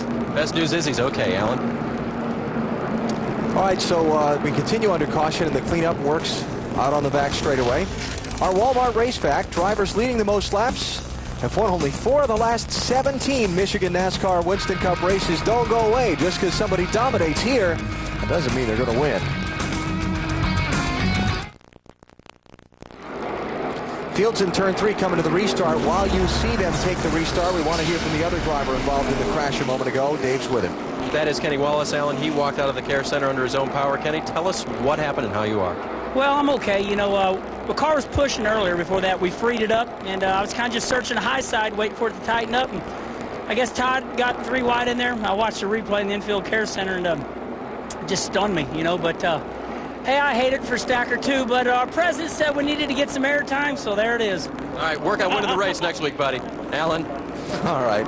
Glad only Kenny can laugh about it after a wreck. I'm glad he can smile about it. Jimmy Johnson, first off pit road, is restarting in 17th place as we take the green. That I'm positive of.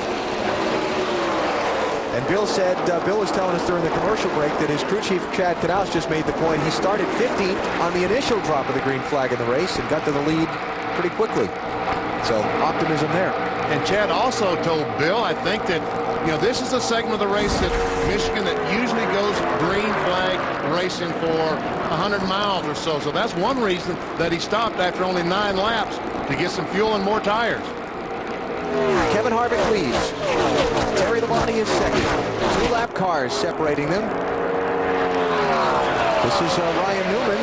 The race for third on back. Newman in third. Tony Stewart fourth. Robbie Gordon fifth. The lap cars are Elliott Sadler and Ricky Rudd and Jeff Gordon. See, that's Rudd there on the outside. Now between the second and third place runners. Newman drives under Ricky Rudd off turn 2. Tries to get past him so he can chase down Terry Labonte. Here comes Jeff Gordon on the outside. Now Robbie Gordon going by Tony Stewart. A battle for position.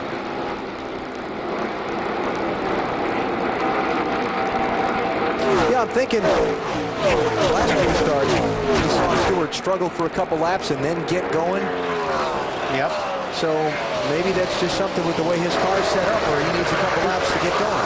You're all over it, Alan. That's just what they told me. It said it's not going to be as bad as it was before, but it's still not as good as you would like on the restart. Well, you have, like, a lot of these guys are having to start their cars out so loose because this track gets so tight.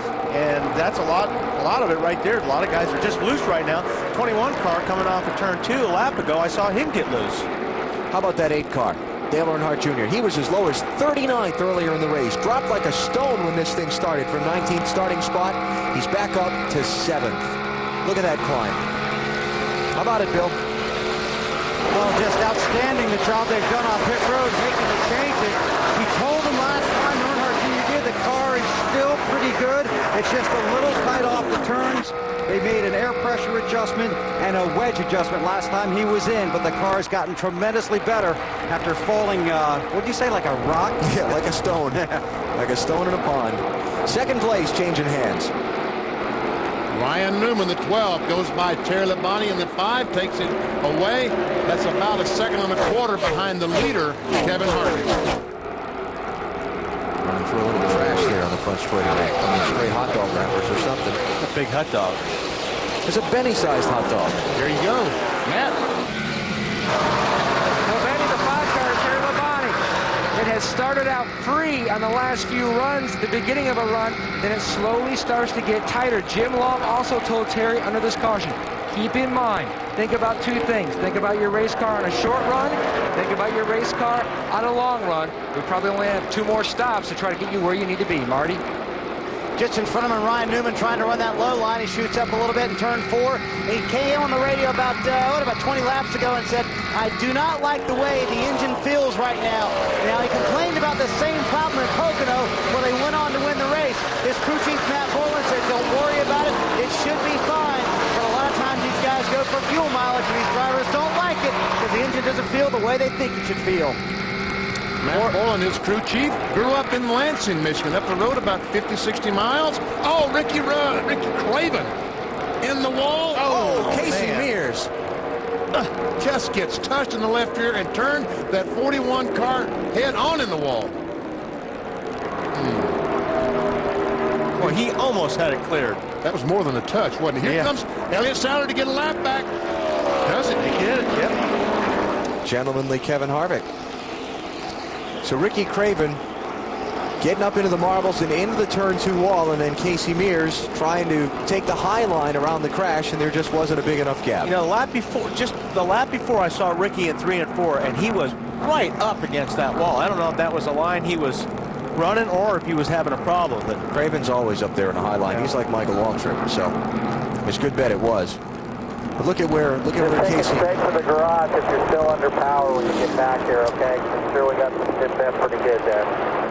I said something about a touch. We touched Casey Mears. That was more than a touch. All right, let's take a look at what happened to Ricky Craven and Casey Mears. You see Ricky up in the high line.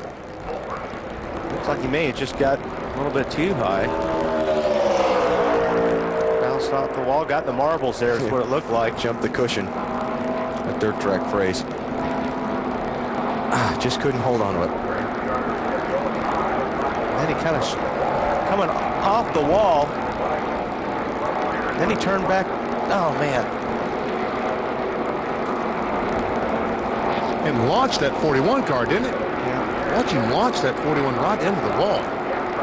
See that right front. Bang. The right front wheel was turned to the right, so it looked like he may have bent something in the steering. And that's why he was going back up the racetrack. We got trouble at the entrance to pit road. Rusty Wallace and Dale Earnhardt Jr. just tangled coming onto the pit stops. Look at the damage to Junior's car. That's a lot of damage. Knocked the left front fender in.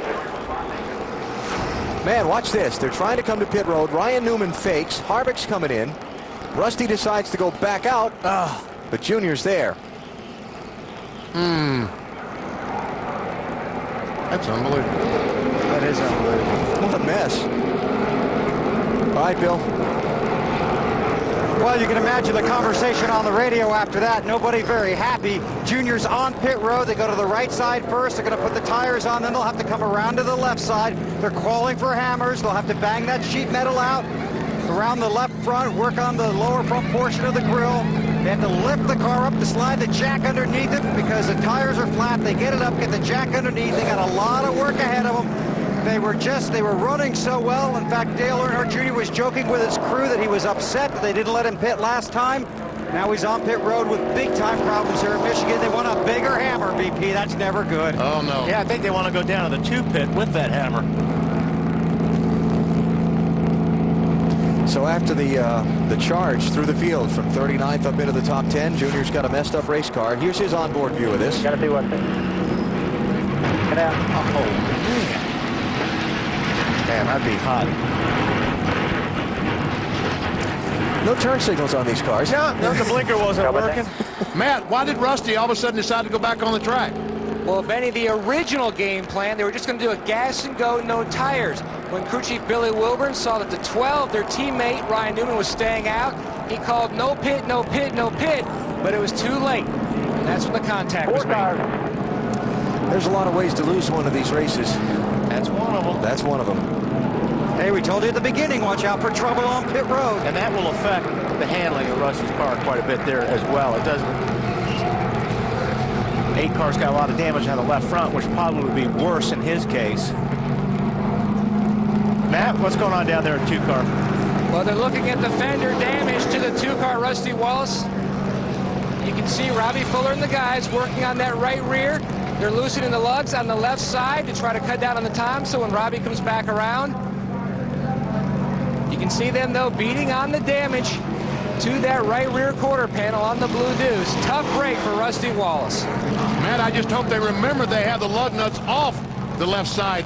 If the pace car starts coming, they might let the car down and shoot back on the racetrack. Remember, guys, the lug nuts are off the left side.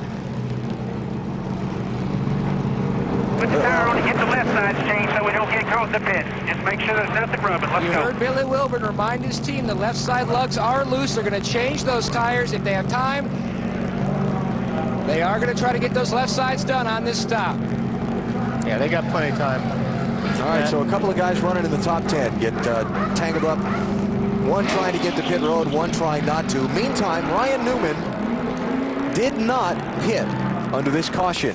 Jimmy Johnson is second. Remember, Johnson stopped last yellow. Newman didn't. Wonder what Matt Borland and the 12 team are thinking right now.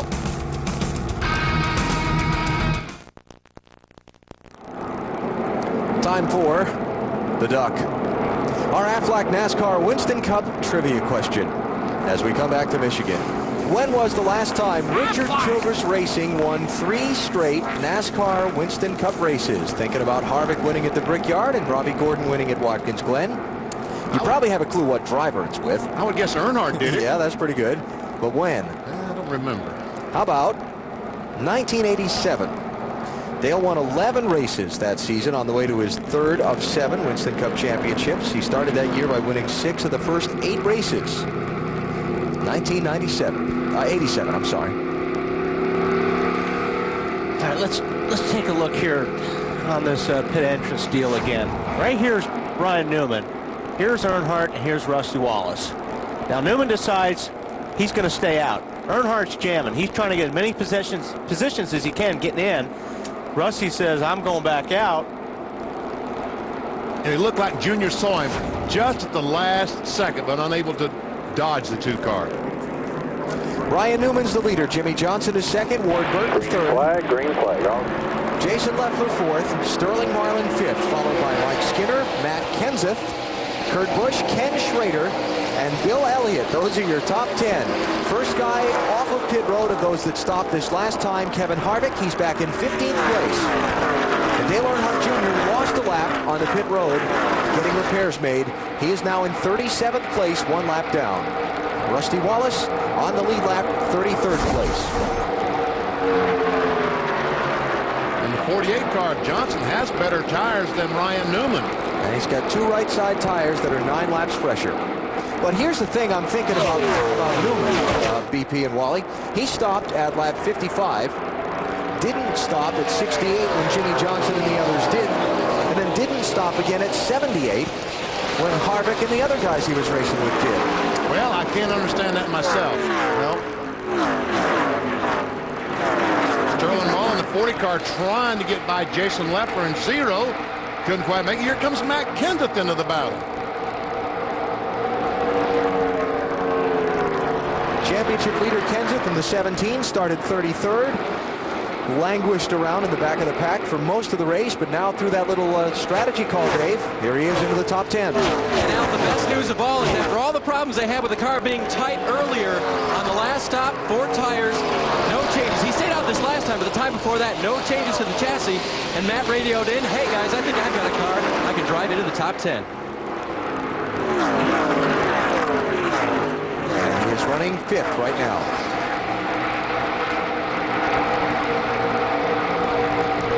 As we watch this, Kevin LePage, who had a great qualifying run, just made an unscheduled stop, changing left side tires. I saw a car smoking down in turn 1. I assume that was him with a flat tire. Yeah, if they're going just for lefts, then they must have had one down. Look at this. Jimmy Spencer digging on the bottom. Oh, how did he squeeze he's up in front of Robbie Gordon in that 31 car. Well, Robbie Gordon's all over him, too. I don't think he liked that too much. Do you? Nope. Don't believe he did. So Robbie's saying, why you?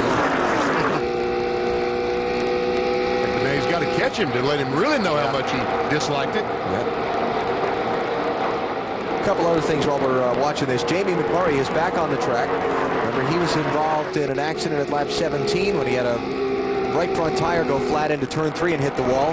He's in 43rd place, 53 laps down to the race leader. Derek Cope is behind the wall. Larry Foyt has gone behind the wall. And Spencer just blows by Joe Nemechek in the 25 car, puts himself in 17th position. How about this for 6th place? Jason Leffler just went by Matt Kenseth to pick up 5th. Here's Sterling Marlin by him to pick up 6th. And now Kevin Harvick pushing his way back to the front.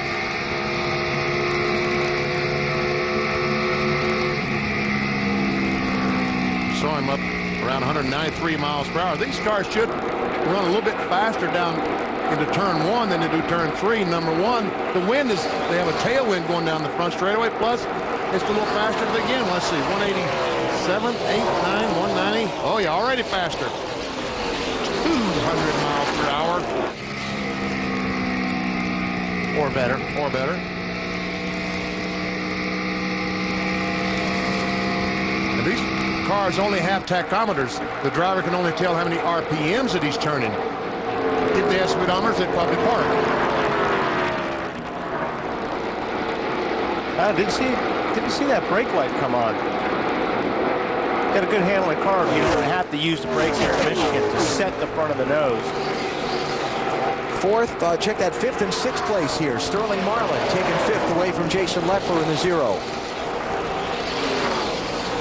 Harvick going to have that upper lane diving into turn 1. Yeah, and he'll also have the advantage of Sterling Marlin at drop off. Getting off of turn 2, that'll help him pull in front of the 0 car of Jason Leffler. Hey, Alan. Go ahead. Hey, I just want to throw something in here real quick. The 8 off the pace.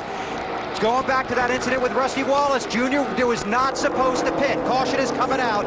Jr. wanted to pit. They told him, no, stay out, stay out. So it might not all be on Rusty here. Oh, okay. Well, there's pieces of debris from Junior's car down this front straightaway, and so the caution's going to come out for that. That's going to be the 5th yellow of the race. Look at, we saw yesterday with the 19 car of Jeremy Mayfield how much damage the tire did to the right rear quarter panel. Well, look at the damage that he did to the front of the 8 car. And again, championship contenders in trouble except for Matt Kenseth. I've got to disagree with Bill on that one. If somebody runs into you trying to get back on the racetrack, so if you it's not your fault. If you were writing the ticket here, you're writing it to Rusty. Darn right I am.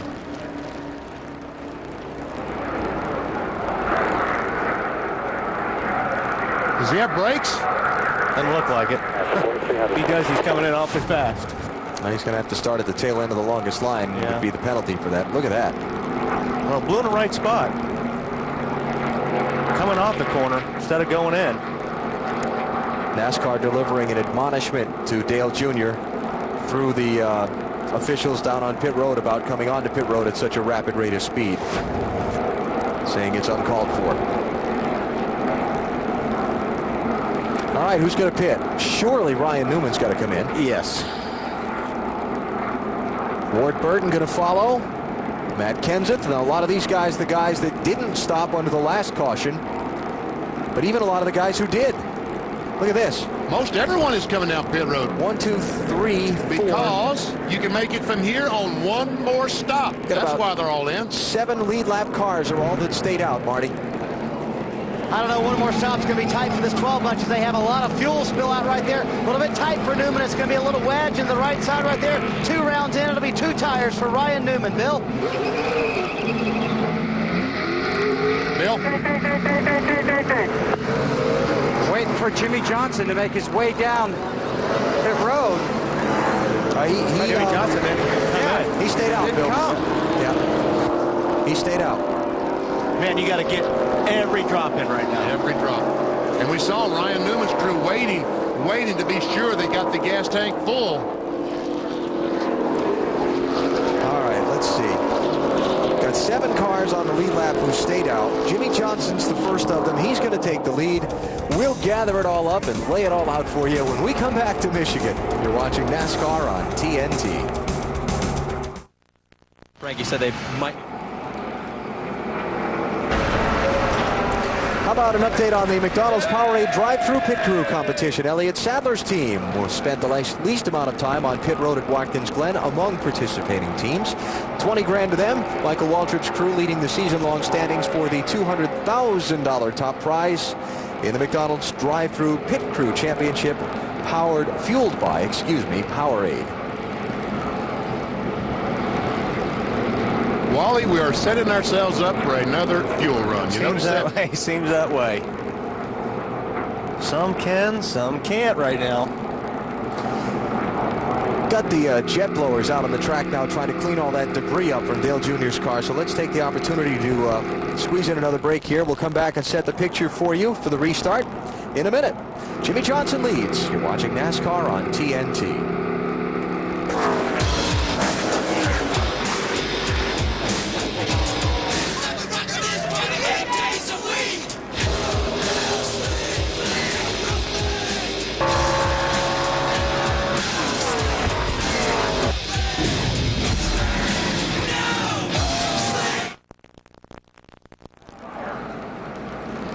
Asked you earlier our singular race talk poll question about your opinion on races decided by fuel mileage and pit strategy.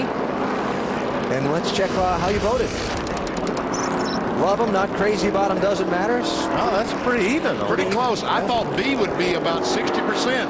And you guys that voted for A, you're going to love this one because we just had more cars make pit stop. That's where we're going. Top off to make it on one more stop. All right, let's talk more about the strategy and fuel to the finish. Bill? Okay, Chad Canals has been through all kinds of strategy here today. You can't make it with one more stop if you stop now anyway. You got to stop twice. Yeah, we're going to have to stop twice. You know, I feel like just about everybody will. I know some guys are going to try to stretch it, counting on cautions, but typically at this place you get a lot of green flag runs, and you know, hopefully everything pans out. We can get the Lowe Chevrolet in the top 10 today. All right, good luck. Thank you. Marty? Kevin Harvick had a great car, Bill. You in the same boat as the 48, Todd Barrier? Well, we're, you know, we had kind of have to stretch it here a few more laps to make it on one more stop. So we feel like this last caution wasn't going to play any effect in it. We're still going to have to stop 2 times to this point. So we'll have to see how it plays out. Seems like we're getting a caution every 15 laps or so, so we'll just come in on the next cycle of things. Teammate Robbie Gordon, though, in 10th, can make it on one more stop. Alan? Coming to the restart. He thinks he can make it on one more stop. Yeah. Here are the cars that topped off on 1 to go. Matt Kenseth, Ken Schrader, Joe Nemechek, Tony Raines, Elliott Sadler, who got back on the lead lap earlier, remember, Dave Blaney and Bobby Labonte. Those are the ones that just topped off the fuel. Remember the Matt Kenseth top off. All those guys are from 25th place on down. It's Jimmy Johnson leading, Kurt Busch is second. Jeff Gordon is trying to get back on the lead lap in that 24. You see Harvick just shoot through the middle of those cars, Kevin LePage and Sterling Marlin, to take over the 3rd position. Worked with us earlier, Jeff Gordon cut down a left front tire, had to duck onto pit road for an unscheduled stop at lap 50. Then the caution came out at lap 55. Traveling a lap down, he hasn't been able to make it up yet. And look at Kevin Harvick drive on the inside of Busch, a battle for the 2nd position. That Harvick has a great race car. This is a great race car. The same car he won Indy with. It's a money machine. Ooh, look out. Not going to have it up there. But that's what you have to do. If you're going to run the bottom, you got to drive in way, way, way deep going into 1, where the guy up on the high line doesn't have to drive in so deep because he's going to have more momentum up top, especially getting off the corner. Marty, what's happening with the 29 car? Well, Wally, earlier I talked to Kevin Harvick, and he said, you know, he learned a lesson about exactly what you're talking about. He said yesterday in the NASCAR Busch Series races, he falls behind Kurt Busch, now in the 3rd position. In that race, he had to save fuel. So what he did is he backed off earlier. He said, I had no idea that for 4 years, I was overdriving this racetrack. The lap times picked up yesterday, so that's what he wanted to do today. Back off a little bit earlier going into the turns. Those lap times will pick up, and your car will not be tight off the corner. You found the same thing, Wally?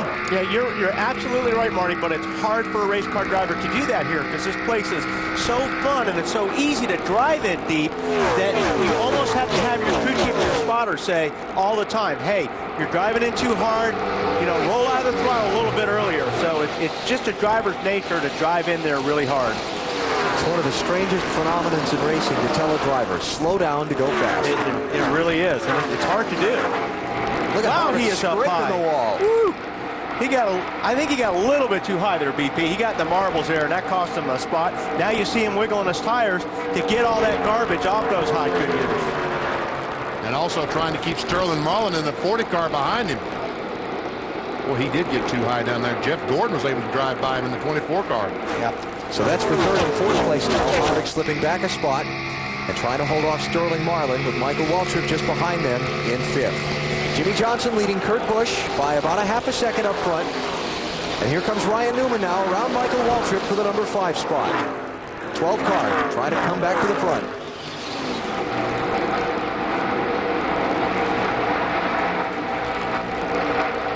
You know, Kurt Busch won here back in June in the last race at this track. Didn't lead until lap 177 of 200. Here we are just at the halfway point of the race, and he's up to second. Farthest to the front he's been all day. Evidently, they've been making some adjustments to these cars because we heard him say on the radio that it's so tight off the corner he couldn't stand it. Obviously, Jimmy Finning, the crew, made some good changes for him. Marty? 2 things we told you earlier, BP. Remember here in June as he looks underneath Jimmy Johnson trying to get that lead. In June, they worked on that car, just like you talked about, making it better throughout the day. The second thing, Jimmy Finning said we have a lot of adjustability in the car. And now, here's what Kurt has to say about that ride. We found a whole new car once we got them here to push down on this thing. It's junk back there. I can't do a thing with it. It won't turn, it won't stick. Out here, I got a little more racetrack than I need.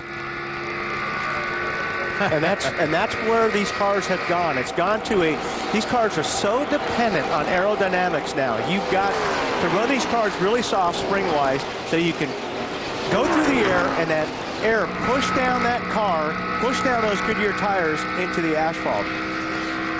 And if you get around another car, BP, when they steal your air, it takes the stick away from the tires. That's right, because these tires are very, very hard. They slide across the racetrack. If you have that full air complement pushing down on the car, it makes the tires stick a great deal better.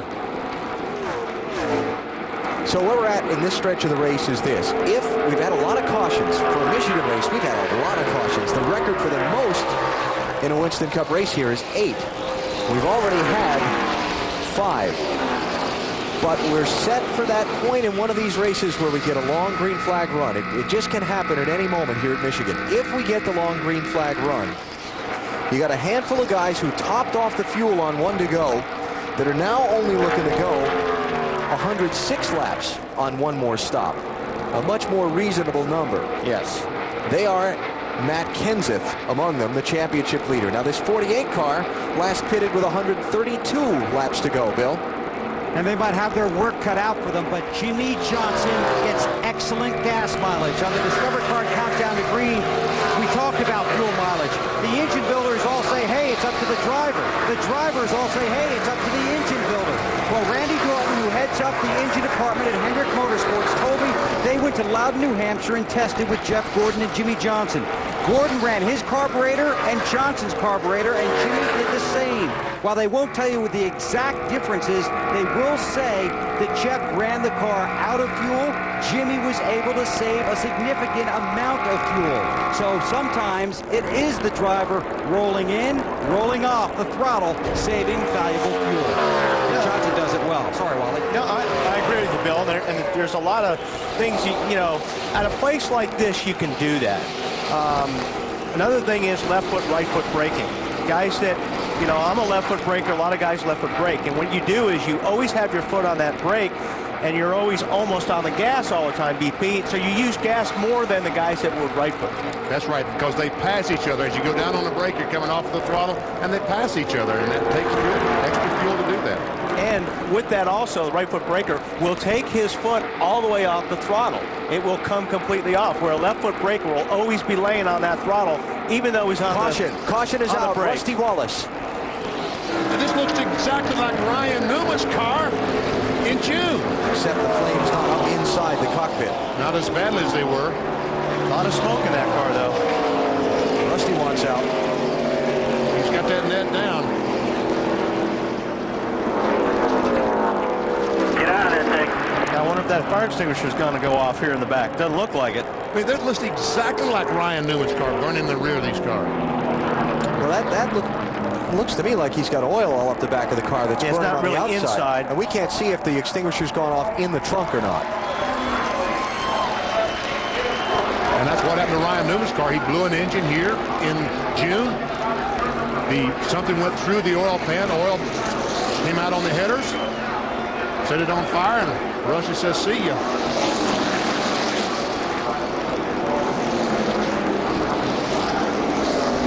They're going to close pit road because of where Rusty Wallace's car is, and they've got some safety equipment out on pit road as well. We'll take a break. We'll be back. NASCAR Winston Cup Racing from Michigan International Speedway. Brought to you by Chevy Trucks, the most dependable, longest-lasting trucks on the road. Discover Card. It pays to discover. Stacker 2, the world's strongest fat burner. Burn fat, crush cravings, and supercharge your energy. And Walmart. Always low prices. Always. Under caution, pit road still closed here at Michigan. Check your mailbox for a specially marked Valpak envelope, or log on to TNT.TV to register for a chance to win a VIP race weekend, including a meet and greet with Richard Petty, courtesy of Valpak and TNT. I'm going to rephrase that next week because I always stumble over that combination of words. All right, caution out for the 6th time here at Michigan because of Rusty Wallace having a problem going off into turn 3. Lost an engine. And I'll tell you what, there's probably a lot of oil on those front tires and rear tires, so Rusty did a good job keeping it out of the wall. And there's where something went through the oil pan. The oil gets back on the exhaust system, catches it on fire. And he can't see on top of that. Yeah, he can see nothing. I would imagine that they're directing, Earl Barber is probably directing him from the spotter stand where he can turn when he can't turn. Down to the start-finish line, beginning the bailout process here before he even gets the car stopped. Just knowing he wants out. Yeah, even though you're on fire and you're driving the car, you're unhooking as much as you can. So when you do stop the car, you can get out quick. Now, this somewhat similar to the situation that happened here in June with his Penske Racing teammate, Ryan Newman. But Ryan's got a little bit scarier as we look back on it. Watch the inside of the car. Yeah, we see the flame inside the 12 car. We didn't see that with Rusty's car. And Ryan's spotter, John Erickson, that day, directing him to where one of the fire trucks was parked at the bottom of turn 4, where he stopped, got out of the car, and the safety workers were able to quickly get there and extinguish the blaze. But doesn't this look exactly like Rusty's car when it stopped? Exactly. Here they come. Oh my goodness, we got race cars and pickups on pit road at the same time. And oil. Marty. What a crazy race, and here's to be some strategy to finish up this race. Kurt Busch comes down in 2nd place. He said, guys, I cannot lose track position. We are keying out front. Clean the windshield a little bit tight. Half pound on the right front. Kevin Harvick on the bottom of the screen in 3rd, 4 tires. No changes. Bill? Jimmy Johnson in the 48 car, chassis adjustment, and they're going to adjust the inner liner pressure to try and make the car handle a little bit better. Had some lug nut issues earlier in the race. Not this time. He's on his way. Almost got clipped by the 43. Well, the 97 took 4 tires, but I think there's probably a few of those guys in front of them that took 2, obviously. Matt Kenseth came in. Did he really? We talked about that he might be one of the guys that stayed out. They came in. There he is leaving pit road. Got 4 tires. Well, I guess you would need to take 4 tires because the next stop you're going to come in, you're going to want to only take fuel only or fuel in 2. So get the freshest left side tires on now so you don't have to worry about it for the rest of the race. Matt? The 0 car of Jason Leffler stopped about 8 pits away from when he stopped. He feels like something is broken in the drivetrain. Remember, they do have concrete pads here For the Indy cars, he pulled away. The car never started to get the speed, and it just rolled. He tried to roll it out of the way. Heartbreak for Jason Leffler. A great run going today. Some of the guys who did top off on the one to go earlier stayed out this time. Looks like Ken Schrader might be taking over the lead of this race. So we'll see what happens here when we come back to Michigan in just a minute. Let's check. How about Greg Biffle as your new race leader? All right.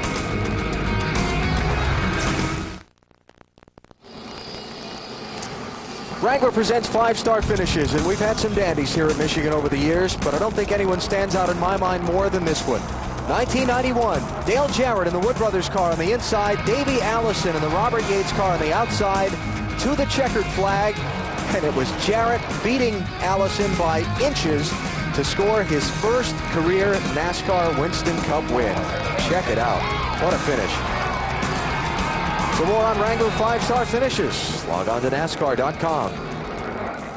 All right, another big shuffle in pit strategy here. Before we set that up and get the restart, let's check back with Dave Burns. And Alan, Rusty Wallace has just walked from the Infield Care Center. Rusty, how are you, and what happened with your car? I'm fine. There's no problem. It's just I went into turn 3, and it's just the engine just blew on it.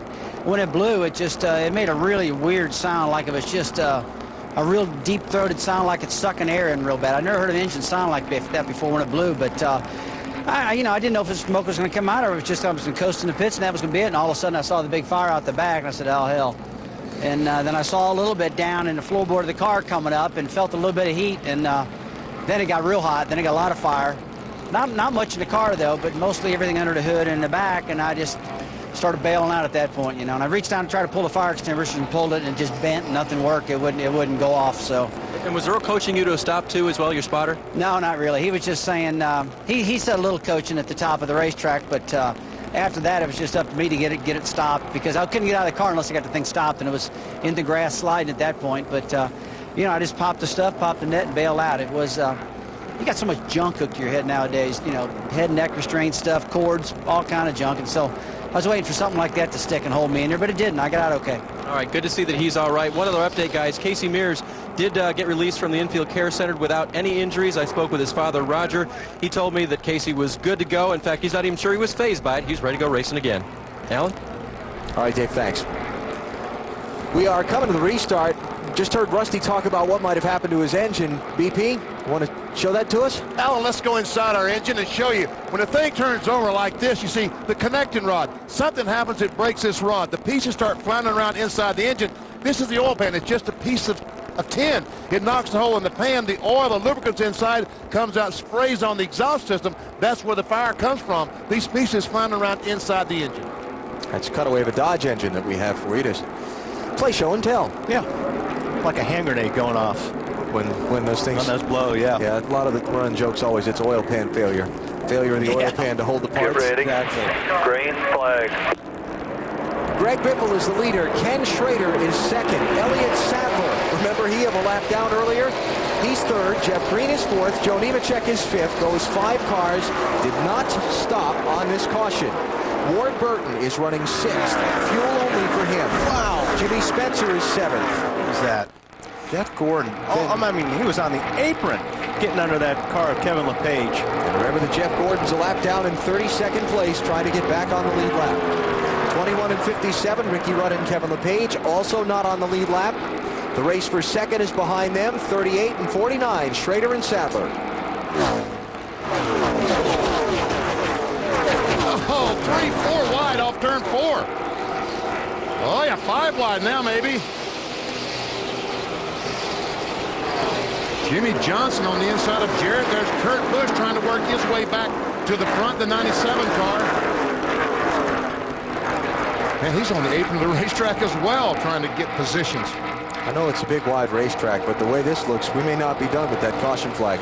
Well, one thing, too, when you're in the center, getting off of turn 2, if you're the guy in the middle, your car pushes really bad. I mean, it almost feels like somebody picks up the front of the car, and you just go flying up the racetrack, and if somebody's above you, you run into them. So it's real tough coming 3 wide off these corners. This is a wreck trying to find a place to happen. That's what this is. 12 and 48, Ryan Newman and Jimmy Johnson. They've spent a lot of time up front here in recent laps. Marty? In that last caution, Alan, in a very curious and questioning voice and concerned voice, Ryan Newman came on the radio and said, Matt, it was crew chief Matt Boland, are we running the same gear as Rusty? Matt came back on the radio and said, yes, we are. They are designed, these gears they have in these two Penske cars, to turn maximum RPM, not to get fuel mileage. So Ryan is a little concerned. Remember earlier he said his engine sounded funny, that the same thing might happen to his engine that happened to his teammates. Ryan running 5th right now, racing Ken Schrader in front of him in the 49 for 4th. 2nd place is what's at stake right now, though. Got Elliott Sadler trying to hang on to it, and Jimmy Johnson on the move in the 48 car. Moving around Jimmy Spencer for 3rd. Well, he's trying to move around Spencer. Here comes Jimmy back on the outside in that 7 car. Maintains that 3rd spot. Jimmy's trying to make up for last week. Look, he's trying to take 2nd spot. He's trying to make up for last week on the road course. Yeah. That's what he's doing. What's this, Jimmy? Oh, squeezes up right in front of Elliott Sadler. And if he hadn't, he probably would have lost 4 or 5 spots. If he had to keep that car down, all these guys lined up would have drove right by him. All right, Johnson's going to try Sadler. Cleanly by there. Yep. So that's for 3rd spot. And now Ryan Newman going to try Elliott for 4th. Kevin Harvick right behind there.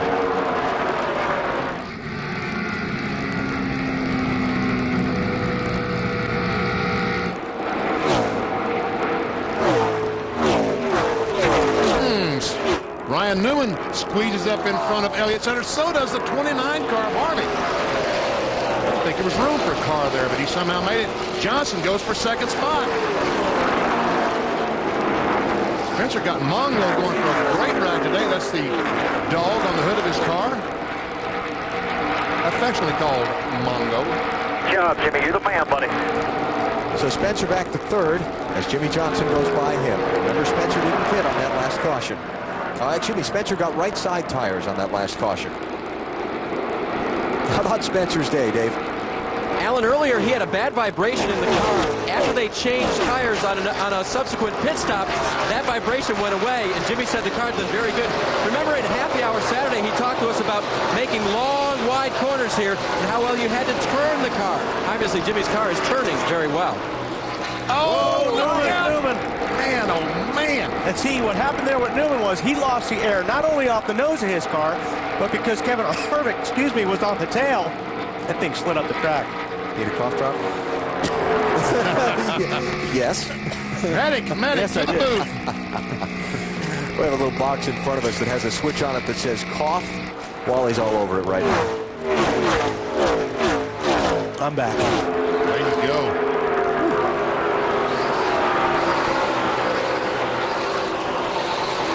57 car Kevin LePage is 32nd place, the 2nd car 1 lap down.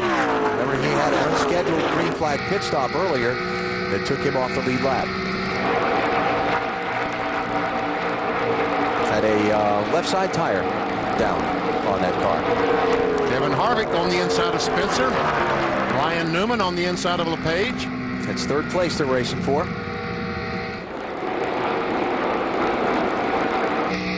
Barely inside of leader Greg Biffle while they've been doing all this dicing. He's gotten away.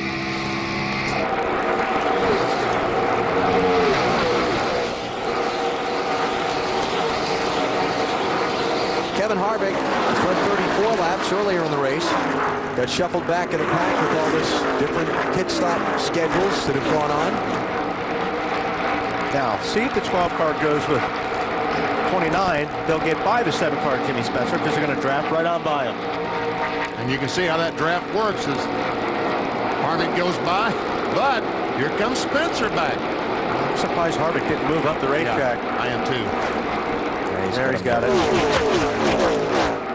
Harvick to 3rd. The Newman really helped 29 car of Harvick, but he couldn't capitalize on it himself. I'll bet you he tries here quickly. He'll try. Kurt Busch to come up and give him a push. Kevin Harvick was in downtown Detroit on Thursday when the lights went out. Now I know Busch, I think, will go with Newman. I don't think Kurt's going to help Jimmy out. I wouldn't think so. And whoa, push. Oh, now loose. Get off the throttle. And he's going to lose the spot.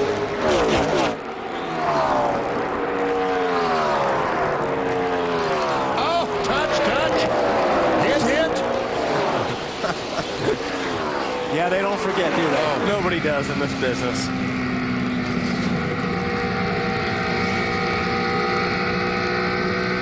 Kurt just wanted to hear his spotter say, clear, all right.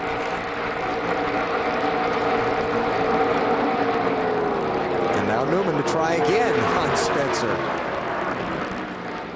Newman keeps seeing people pass Spencer, and he can't get by. I think he's got him this time.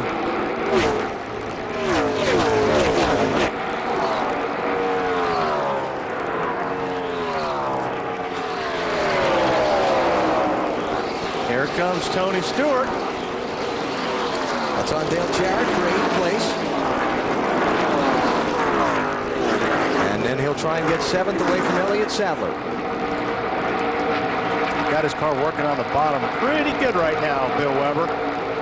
Yeah, that 20 car moving along pretty well there now. Allen will have a better number than this. I had Tony restarting 23rd and 9th last time by, so just zipping to the front of the field. He said the car is better as we go along, just a little tight right now, but that's because he's in traffic, and they are set up with their pit strategy to put them in good position if this race stays green. Pat?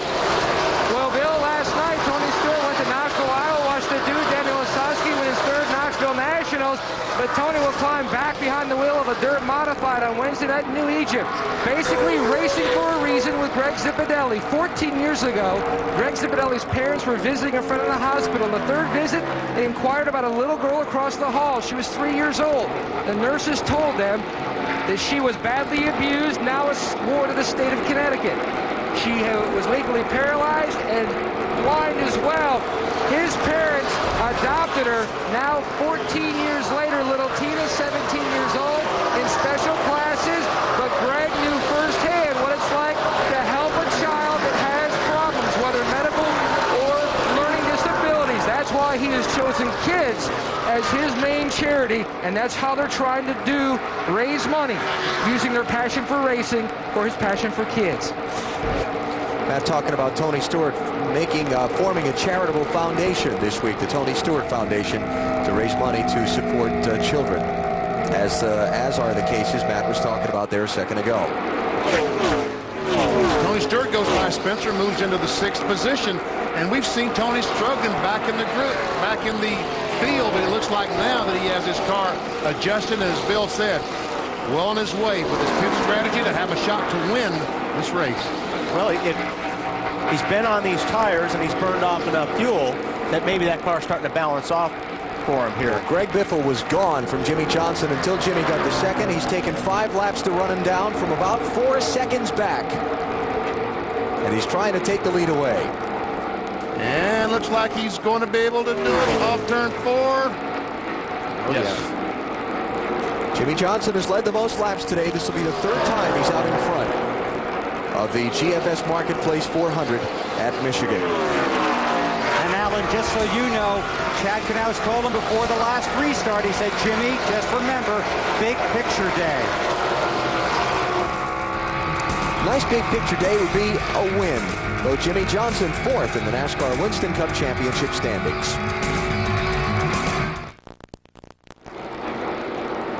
NASCAR on TNT from the Michigan International Speedway, where Jimmy Johnson is the race leader with 68 laps to go now. He's out in front of Greg Biffle by a 1.5 seconds. Kevin Harvick is 3rd. Here's the race for 4th. Tony Stewart, the 20 car, trying to take it away from Ryan Newman as well. Give Stewart number 4. Yep. Clear. Oh, that looks good. So Stewart trying to jump back up toward the front. After being trapped way back in traffic, you heard Bill Weber document earlier that Stewart started back in the mid-20s and has charged up into the top 10 and now into the top 5.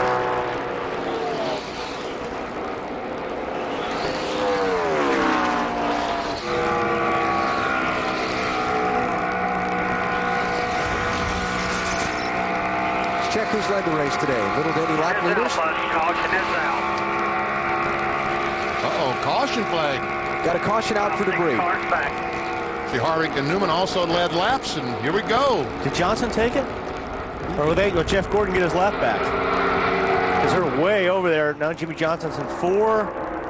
He can't slow down that much to get Jeff. I mean, Jeff Gordon's just too far behind him. Yeah. See, Gordon just come into the picture there. Sorry, Jeff. Got to be closer. 7th caution flag today. Well, one thing this does. Oh, I don't know. 66 laps. How many laps does the caution last? I don't think they can make it on one more stop. So, but they can stop, get 4 tires, and get ready for gas only on the last stop. Exactly. Put your tires on now, and then you'll just get a splash of gas. Although they won't listen to us. Oh, no, they'll change 2 tires or splash of gas this time. Yeah. Shouldn't be that long in caution because it's just a piece of metal they're going out to pick up. But if they get the restart at 60 to go, let's say, somebody's going to come in and top off, and somebody's going to try it. Oh, they'll try. No doubt. Someone will try. All right. Guys on pit road are stretching the legs and loosening the shoulders because this track position here on this exchange of pit stops, this could be big. Hey, Bill, this is not a break for Tony Stewart because his car struggles after a tire change, doesn't it? Yeah, it'll be interesting to see what they do if they give him a little bit more air pressure, maybe to help him on the get-go there, Benny. But the good thing about where Tony is right now, he's not so deep in the field.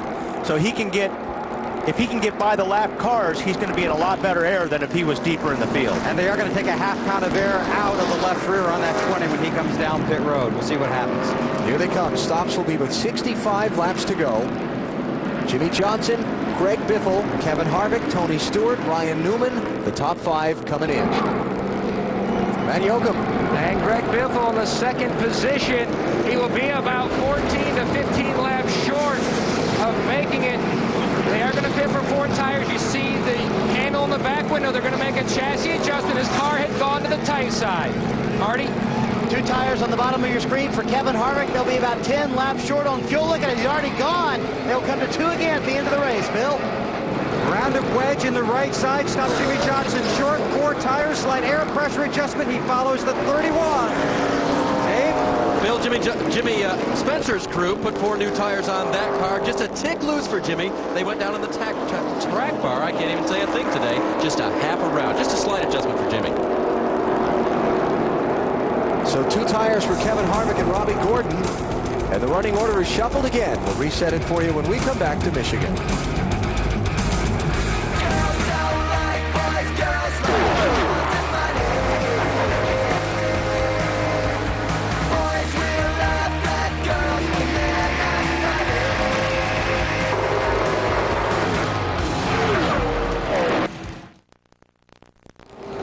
Back here at the Michigan International Speedway as you're watching the NASCAR Winston Cup Series here on TNT. Jimmy Johnson's crew giving him 4 tires, getting him out behind a couple of guys that just took 2 tires each.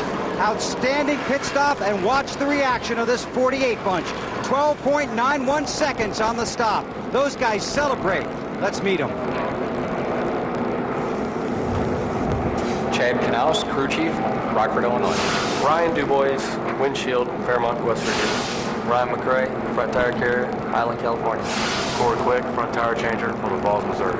Chris Anderson, Jack Mann, Tampa, Florida. Ron Malik, rear tire carrier, Franklin, Wisconsin. Ryan Pepe, rear tire changer, Orlando, Florida. Jim Pollard, gas man, Greensboro, North Carolina. Mike Knauer, catch cans, Cambridge, Maryland. Those are the guys that did it. You saw the pit stop. Now here's what it sounded like on the radio. You guys freaking rock! Great job, boys. Great job. That's exactly what we needed right there. Great job. They do rock, but they'll roll short 13 laps on fuel. They will have to stop again, as will just about everybody, Alan. Only 2 lead lap cars chose to top off the fuel on 1 to go. They were Joe Nemechek and Ken Schrader. Their teams brought them in. That would leave them 63 laps to go to the finish. That's a long way. Still got 30 cars on the lead lap. Kevin Harvick and Robbie Gordon in the top 2 spots with only 2 tires on their pit stop.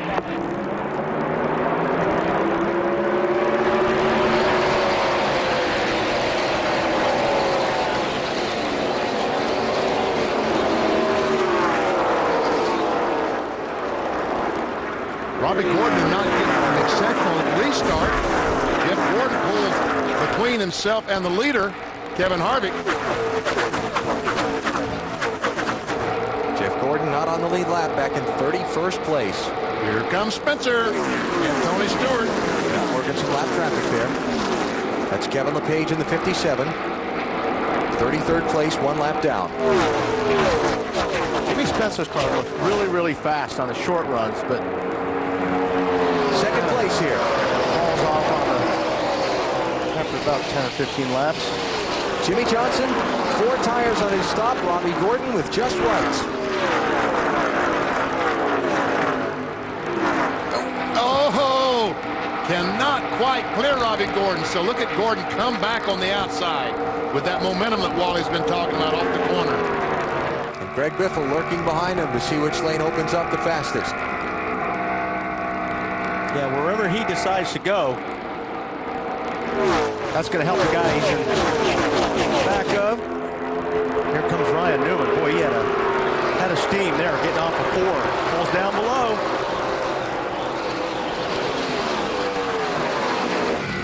Second and third, fourth and fifth. Ryan Newman. Oh, 1 car up in smoke, turn 1. Oh, Bobby Labonte. Caution's out.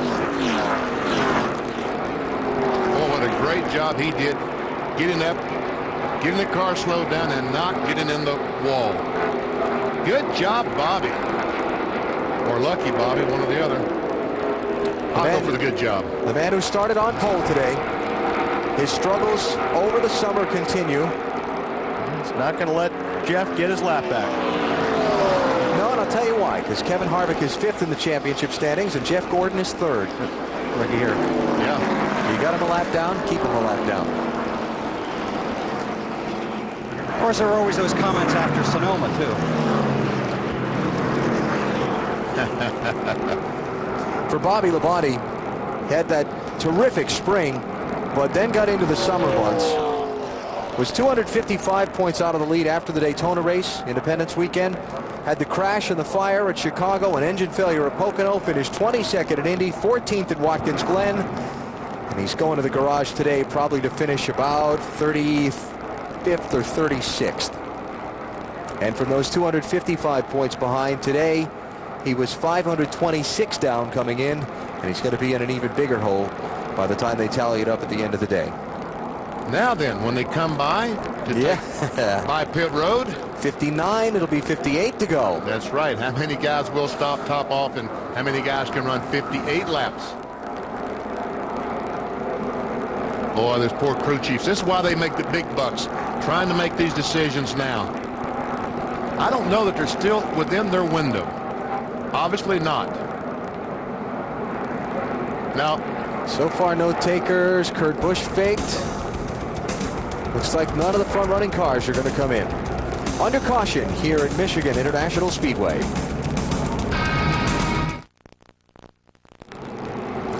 TNT Sports live at Michigan International Speedway. It's the GFS Marketplace 400. That's a Michigan area food wholesaler and retailer. And boy, did those Gordon folks bring by some great shrimp and steak down to the compound. Did you get some of those? Actually, I didn't. I missed out. You missed it. I regret. Championship today. It's been tough on some of the guys chasing Matt Kenseth. Lap 50, Jeff Gordon on pit road with an unscheduled stop. Had a tire going down. Look at it. And then the caution came out 5 laps later, trapped him a lap down. He's still stuck there. Lap 78, the second place man in the championship, Dale Jr. got tangled up with Rusty Wallace, tore up the left front fender on his car. He lost a lap on pit road getting repairs made. Jr.'s back in 33rd place. Meantime, Matt Kenseth not having an outstanding day by any means, but he's in 15th position on the racetrack and on the lead lap. And so we check the championship standings as things shake up at this moment in the race. There's Kenseth in 15th place. And the 258-point lead over Earnhardt Jr. would go to 312. And Jeff Gordon will lose 3rd place as they run now. And Kevin Harvick is only 13 points behind Gordon, so that was a very wise decision, not letting Gordon back in the lead lap. Our Napa field summary on the afternoon here in Michigan. A lot of caution flags, a lot more than normal for this race. We're working the 8th one now. 6 cars out of the race. Bobby Labonte, Rusty Wallace, Larry Floyd, Ricky Craven, Casey Mears, and Kenny Wallace. We'll also add Todd Bodine to that list now that Bobby Labonte has gone to the garage. And the leaders today, Jimmy Johnson, Kevin Harvick, and Ryan Newman have led most of the laps, plus Greg Biffle and Bobby Labonte for a chunk, but Bobby's in the garage now. And Alan, he's just stepped out of his transporter here. Bobby, what happened with the car? I mean, eerily similar to Pocono or nothing like that? I think it came out the same area. The oil pan wasn't strong enough. I think it came out the bottom end. But, you know, it started to give me a warning there about lap 2. It vibrated a lot after that. I mean, since then, I was surprised it made it that far. I guess it's pretty good. But we got going faster there and got caught up on our chassis. We were behind on it and just let go. We've had 5 good races in a row before. We had 5 bad ones now, so maybe we'll turn it around next weekend. All right, trying to find a balance there, Alan. Not good. Well, they had a vibration, so that normally leads to... There's usually a cause for the vibration. There's usually a bigger problem eventually. Yeah. Now, I expect we're going to see pit road pretty busy when they say you're coming to 1 to go. Right. NASCAR gives the command that you're coming to 1 to go in the fields in turn 3. When we hear that, we expect a lot of guys to duck onto pit road, but they've still got some of the big jet blowers out, clearing a lot of oil dry off this racing surface.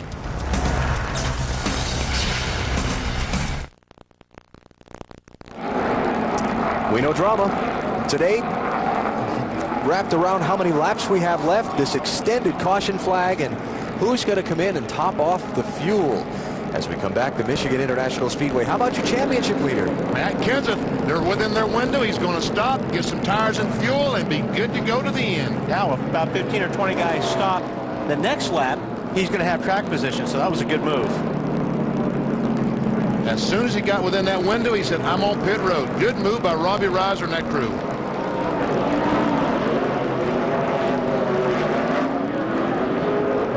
I don't know. I got that little vibration. I just don't know what it is. I mean, it feels like a tire, you know, like a little vibration down the straightaway, but I don't know what it is for sure. That's what he said while they were riding around under caution before he came into pit road. Dave, you got more on that? Well, just that, Alan, that they were a lot happier with the car than they were earlier in the day. I know that's obvious by the way the car was running, but the last time he came on pit road, he was just a little bit tight in the center, a little bit loose off, and they had taken on 4 and made a wedge adjustment. So they made a big adjustment then, not so much now, and the car has really come around to Matt. All right, still no 1 to go being given here, so the land rush is not on yet on the pit road. Marty?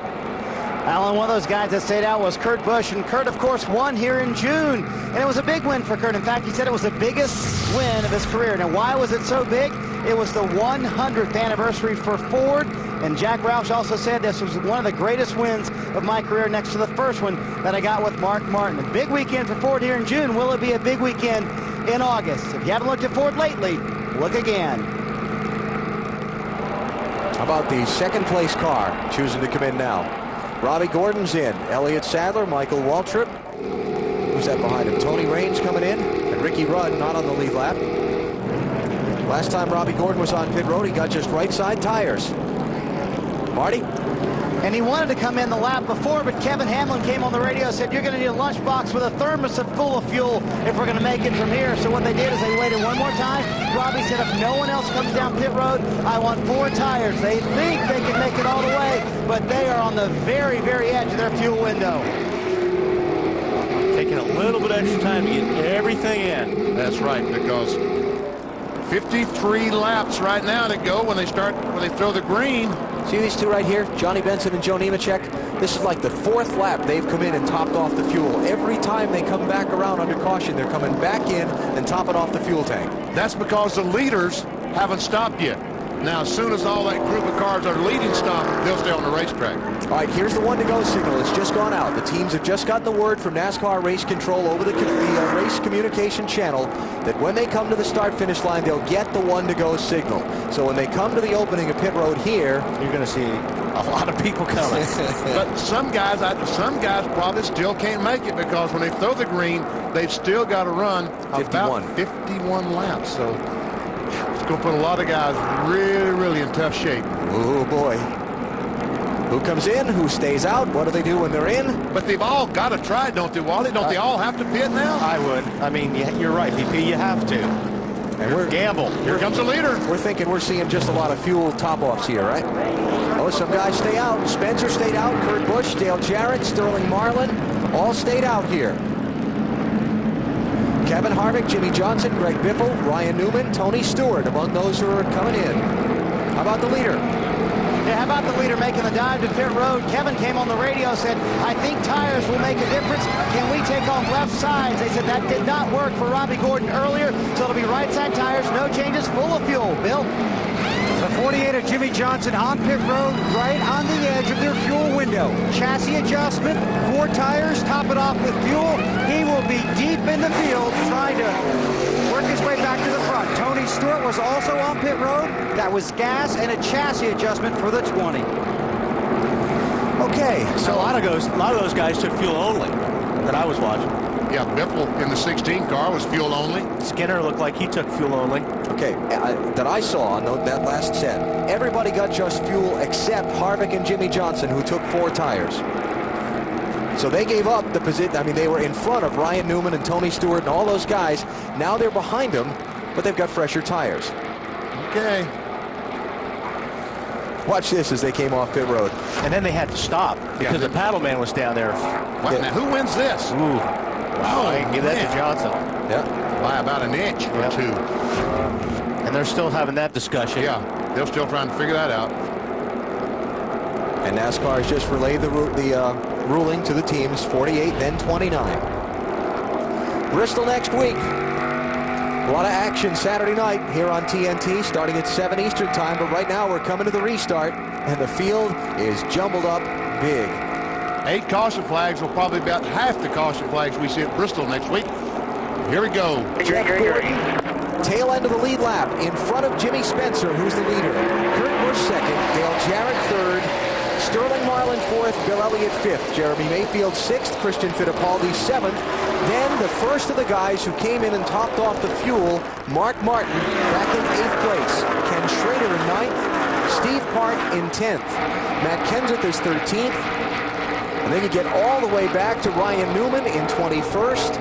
And Jimmy Johnson and Kevin Harvick in 27th and 28th. Look at Spencer just blow by Jeff. Well, I thought he was going by Gordon. Here comes Kurt Busch right up on the back bumper of Jimmy Spencer. Spencer gets loose. Wow. That's arrow loose. At its best. The leader. Kurt Busch out in front.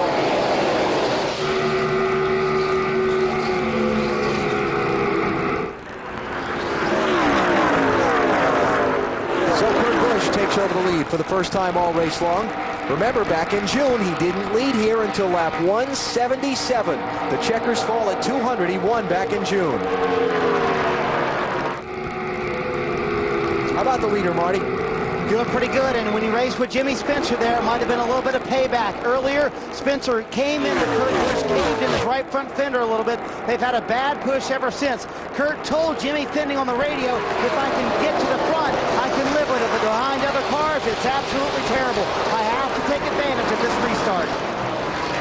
Oh, we got smoke out of the 88 car. I think that was just laying on the tire laying on the right front fender. Boy, he drove the car in the corner so hard. Man.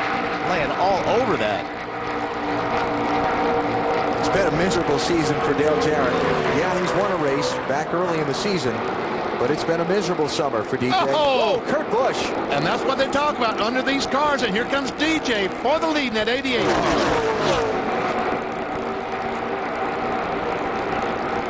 They talk about him and run away from him now. I think so. 8th leader today, Dale Jarrett. Look at that. That is a lot of smoke. Saw Rusty Wallace doing that in happy hour yesterday. If he bounced off somebody earlier and has that right front pushed in a little bit.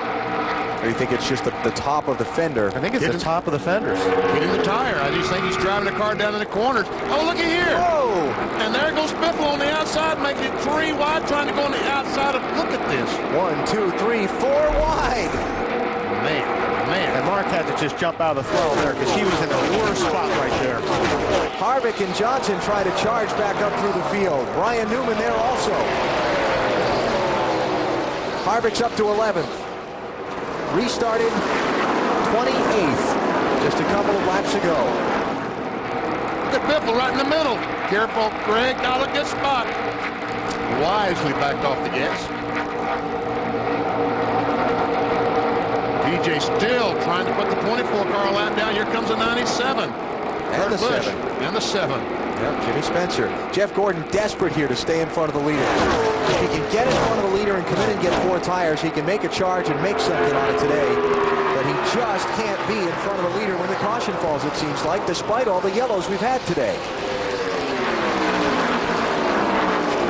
DJ. Oh, man, he's grinding that front air dam off the car.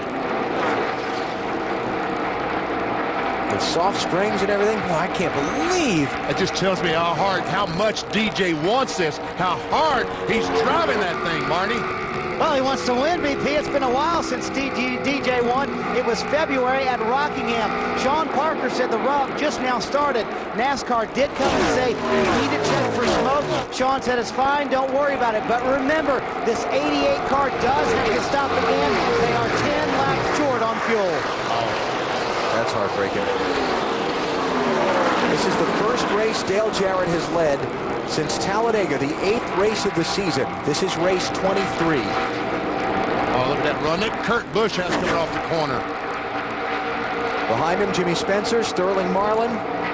Jeff Gordon is not laying down on this deal. He's trying as best he can. That's Bill Elliott creeping into the picture at the front of the race. Haven't talked about him all day. He's kind of been mired in the middle of the pack. I think that's another car that's probably going to have to make a pit stop before this thing is over. Dale Jarrett last stopped at lap 135, so 65 to go. That's why he's going to come out so much short. That tire rub's not getting any better, is it? Oh, here we go. Busch on the outside for the lead. Got him. Kurt Busch back out in front.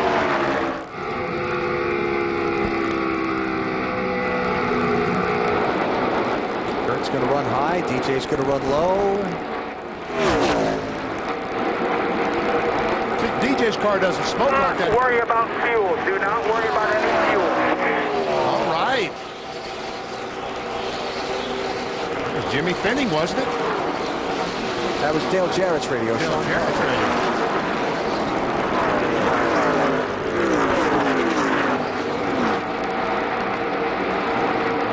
Wow, what a little stretch of race this has been. The running order jumbled up. Some of the guys that were up front earlier trying to come back through the field. Ryan Newman has gotten back by Kevin Harvick.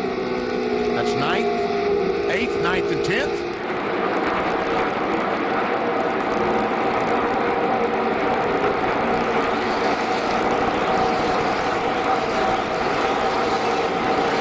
Kevin Harvick up by Robbie Gordon there. Yep.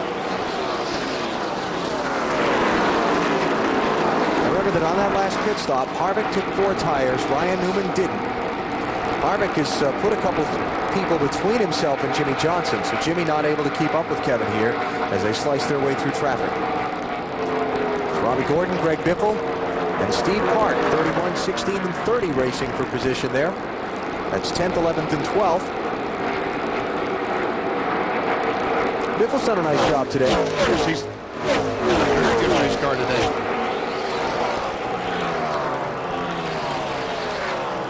Been a track of very mixed results for Greg Biffle. 2 Craftsman Truck Series starts here, won them both. 2 NASCAR Busch Series races here prior to yesterday. Didn't finish either one of them. He could just come up. He gets clear Robbie Gordon. He'd be okay. Oh! I don't know if he was clear or not, but he moved up anyway. Here Robbie's going to give him a little bump for that. Whoa, yeah. Look out. Oh, he did give him a bump. Got him sideways, getting in turn 3. This ain't over yet. NASCAR race director David Hoots saying, calm the 31 driver down, please. Here comes Jimmy Johnson, that 48 car, the Lowe's car.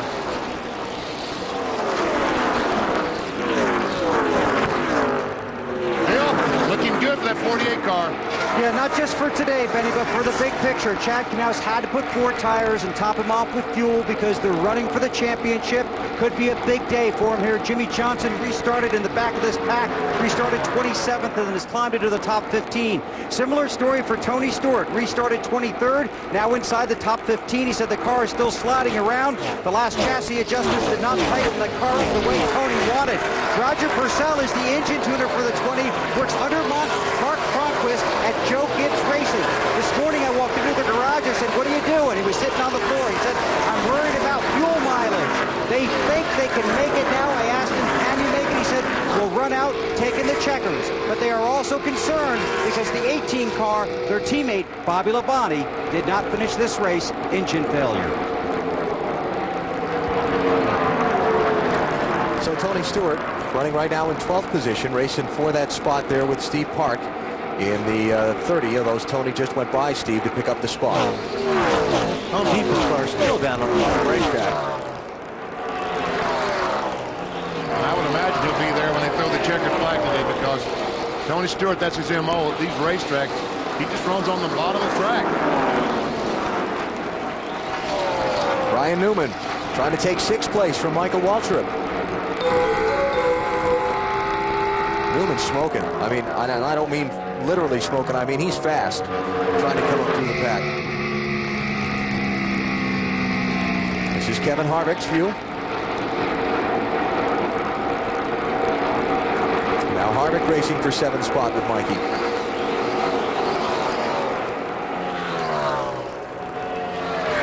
Kevin Harvick, I started this story a minute ago, and then we jumped to something else.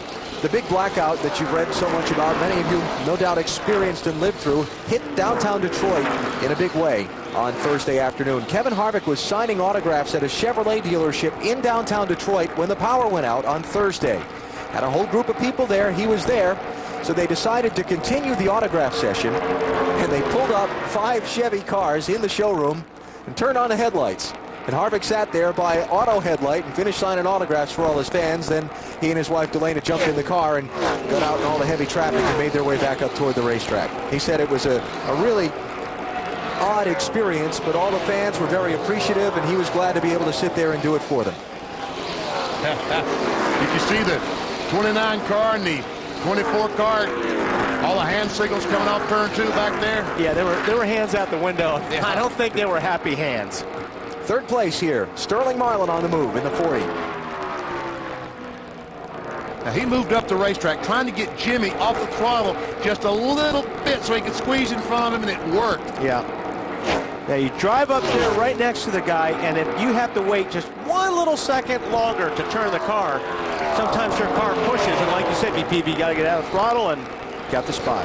A great job today by that 40 team. Changed engine, started last in this race, and now they're up to 3rd. Kurt Busch is out in front, 35 laps to go here at Michigan. Still some fuel drama to be played out in this one, and we've had a lot of caution flags. Are we done with the yellow today?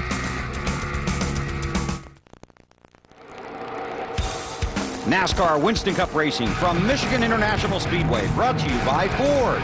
If you haven't looked at Ford lately, look again. Sears Craftsman. Craftsman has the right tool for every project. America's #1 tool brand at America's best store. Craftsman at Sears. Visa, the official card of NASCAR. And Wrangler, real, comfortable jeans. 340 miles are complete here in Michigan in the GFS Marketplace 400. Kurt Busch is the leader by 1.4 seconds over Dale Jarrett.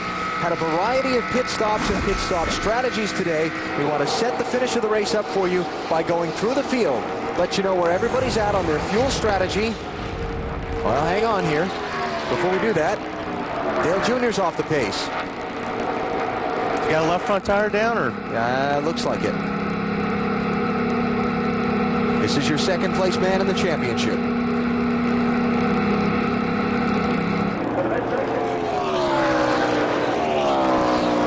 All right, Matty, how about it?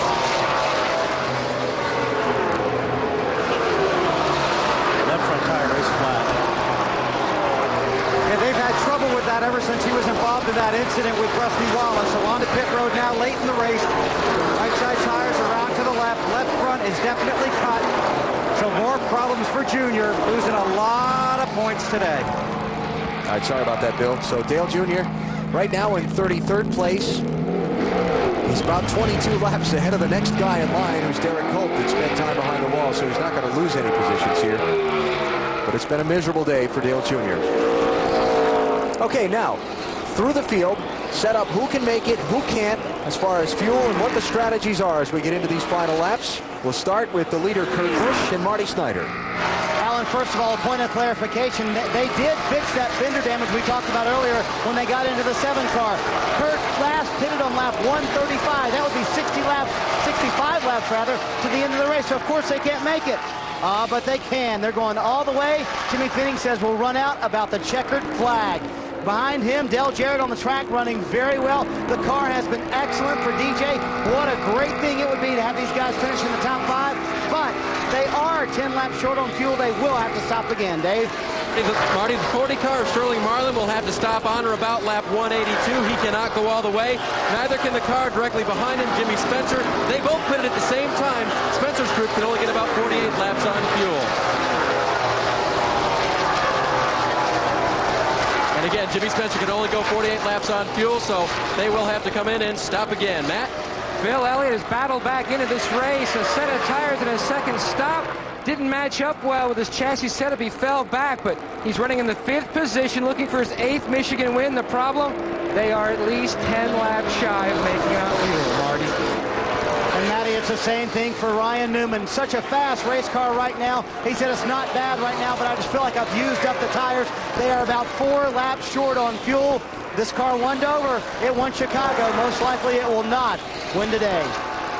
Right behind him, Kevin Harvick on the racetrack. Kevin has had one of the fastest cars all day long. They can go all the way on fuel. The 4 tires are working, even though Jimmy Johnson trying to pass Harvick right now on that low line. 4 tires are working very well for Harvick. Wow, that was close, wasn't it, guys? Bill? Whoa. And it's still close. It sure is, Wally, isn't it? The 48 battling to get around the 29. From 27th to about 7th right now for Jimmy Johnson. In our fuel mileage piece on the countdown to green, Jeff Gordon said when your crew chief tells you you're going to be a half a lap short, you don't pay any attention. Chad Knaus just told Jimmy Johnson we are half a lap short. Matt? Running in 9th is Greg Biffle. Remember, they came back in, topped off. They just needed 3 gallons of fuel. So he is good to go. The problem, the car is a little free in turns 3 and 4. It's tight entering 1 and 2, trying for his season and career 2nd win. Bill? For Tony Stewart, it is 23rd to 10th here in the closing laps. If they do stop, he wants to make a chassis adjustment. But they still believe they have enough fuel to get to the finish, but probably not past the finish, Alan. There are your top 10. Kurt Busch leading by 2.2 seconds over Dale Jarrett now. The guys that stopped include Ryan Newman, Jimmy Johnson, and Kevin Harvick. They're 6th, 7th, and 8th. Everyone between Kurt Busch and Jimmy Johnson, we believe, are going to have to stop one more time and take on some more fuel sometime between now and the checkered flag. Jeff Gordon's in. Right side tires only. And he'll rejoin the chase. Still not able to get back on the lead lap. Tough championship day for the 24. Been going through the field. We showed you the top 10. How about 11th place Michael Waltrip? Another great run for this 15 bunch, AB, and right now the problem for Michael is that he's loose in. That is a problem because it really takes away the high line that Michael likes to run on the racetrack. He's still trying to do it, but it makes it a lot harder to do that. They can make it all the way on fuel. How about this run for Steve Park in the 12th position right now? The car very good for Steve right now. They've had a little bit of a tight race car most of the day. They have gotten up there by some great pit strategy, and they can too go all the way on fuel. Behind him on the racetrack is the car of Robbie Gordon. Shame this car has fallen off here in the last little bit. The car way too loose for Robbie right now, running in the top 5 for most of the day, but 13th on the track right now. They too can make it all the way on fuel. Maybe they'll move up a little bit more after that. And Christian Fittipaldi is taking the 43 car into the pit area. Looks like he's through for the day. Yeah, back to the garage area. So he'll join the list of those who failed to finish. Behind Robbie Gordon on the track in 14th place How about Ken Schrader? Here's a team that didn't make the last 2 races, failed to qualify.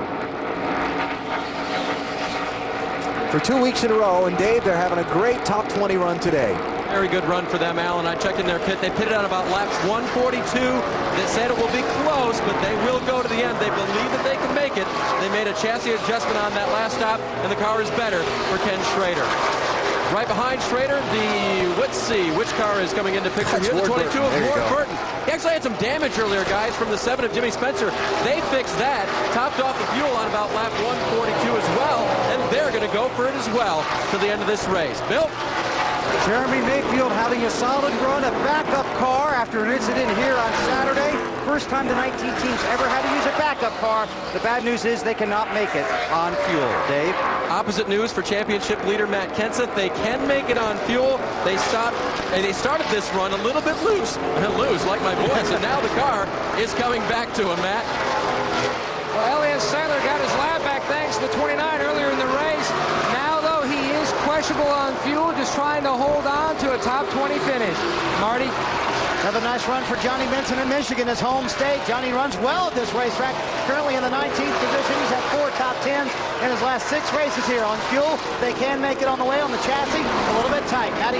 And the 99 of Jeff Burton came in lap 146. He did top off, just trying to get back up and try to get a good run. This team has been battling back from 2 recent weeks of bad runs after posting 4 straight top 10 finishes, trying to hope for a little more luck here in the Irish Hills.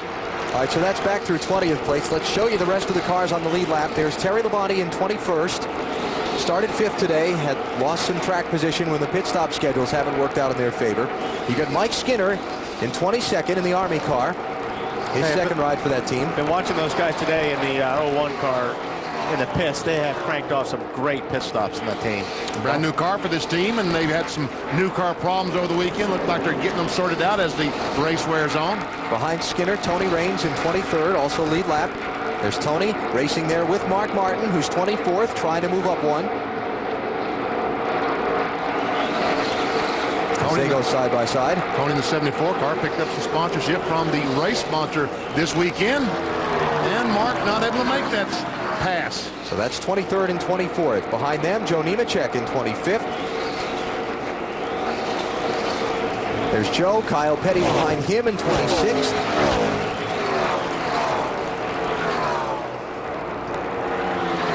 And the last 2 cars on the lead lap, Jeff Green in 27th. There's Jason Leffler back on the track after they had to change a rear end gear. Remember, he had problems on a pit stop earlier.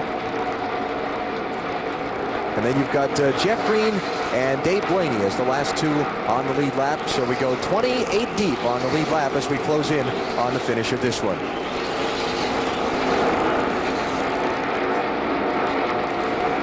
As Kurt Busch goes down through 1 and 2, we see Dale Earnhardt Jr. directly in front of him. But as you said just a moment ago, Junior really can't gain anything, and he can't lose a lot as long as he stays on the racetrack. The best thing he can do, just try to ride and finish the race. Yep, he's just out there now to see if anybody else falls out of the race between now and the checkered flag. He can gain a spot, that's right. Well, he's already gained a spot on Christian Fittipaldi when he fell out. So of the top 3 in the championship, Junior and Jeff Gordon are running 32nd and 31st, respectively. Kenseth is running 15th. And so there's going to be another jump in the championship today, as here comes some cars onto pit road. Dave? Jimmy Spencer could wait no longer. They count. It's like a 4 or 5 count that he wanted to get in there, and now they get him off pit road. As Spencer leaves, fuel only, but they changed right side tires on Sterling Marlin's car. Probably not a bad decision with 16 laps to go. But without a caution flag, those guys are they're gonna struggle to stay on the lead lap, because here comes Kurt Busch to the start-finish line, and they're just leaving pit road.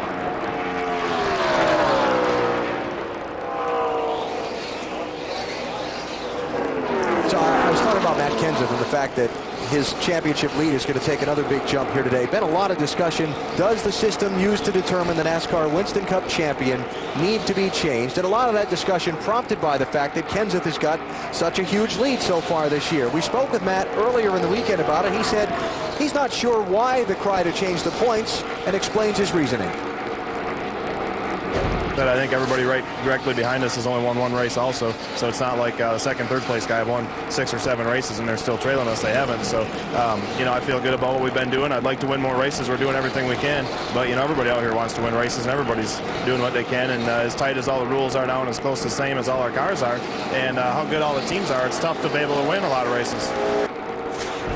Very valid point. It is a very valid point. The guys that have won a lot of races, like Ryan Newman and Kurt Busch, have fallen out of 4 and 5 races.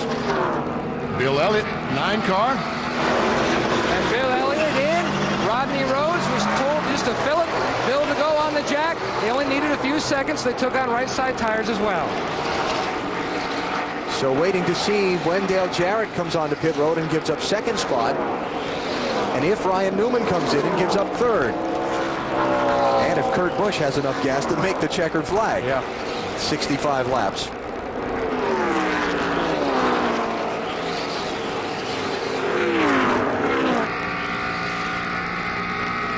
When they stopped last.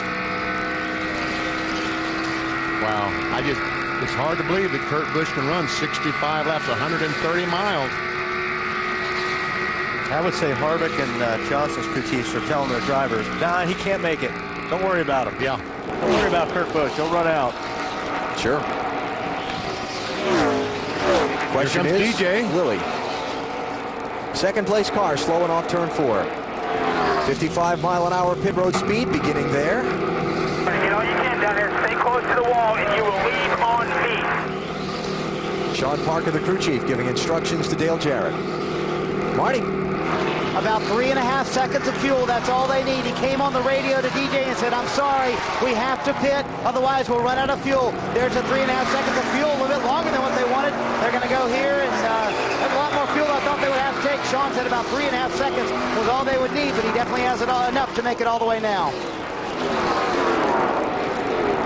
So we'll see where Dale shakes out when he comes back up on the track. Bill Elliott and Sterling Marlin, we saw a minute ago, are back up in 25th and 26th places by having to make the splash and go stops. Kurt Busch, 2.9 seconds up on Ryan Newman. Greg Biffle in the 16 and Tony Stewart in the 20, racing for 5th.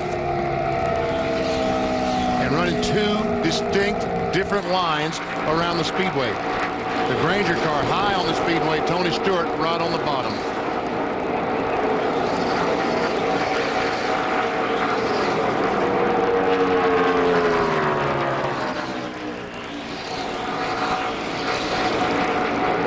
Greg Biffle, his only Winston Cup start here at Michigan back in June resulted in a 31st place finish. So significant improvement today for the leading driver in the Ray Vestas Rookie of the Year standings. He's barely on top of Jamie McMurray, 4 points entering today, but with a top 10 finish, that'll help open his lead up just a little bit, huh, Matty? That's exactly what he had in his mind earlier in the race when they were questionable on fuel. He told Randy Dawes, look, don't get us so close on the gamble that we run out. We need to come out of here with a top 10 finish, even better, hopefully a top 5. That's what he's hoping for today. Remember, he won back in Daytona. Only one top 10 finish since he won at Daytona. That was a 10th in New Hampshire. Biffle running 6th right now after Tony Stewart finished the pass.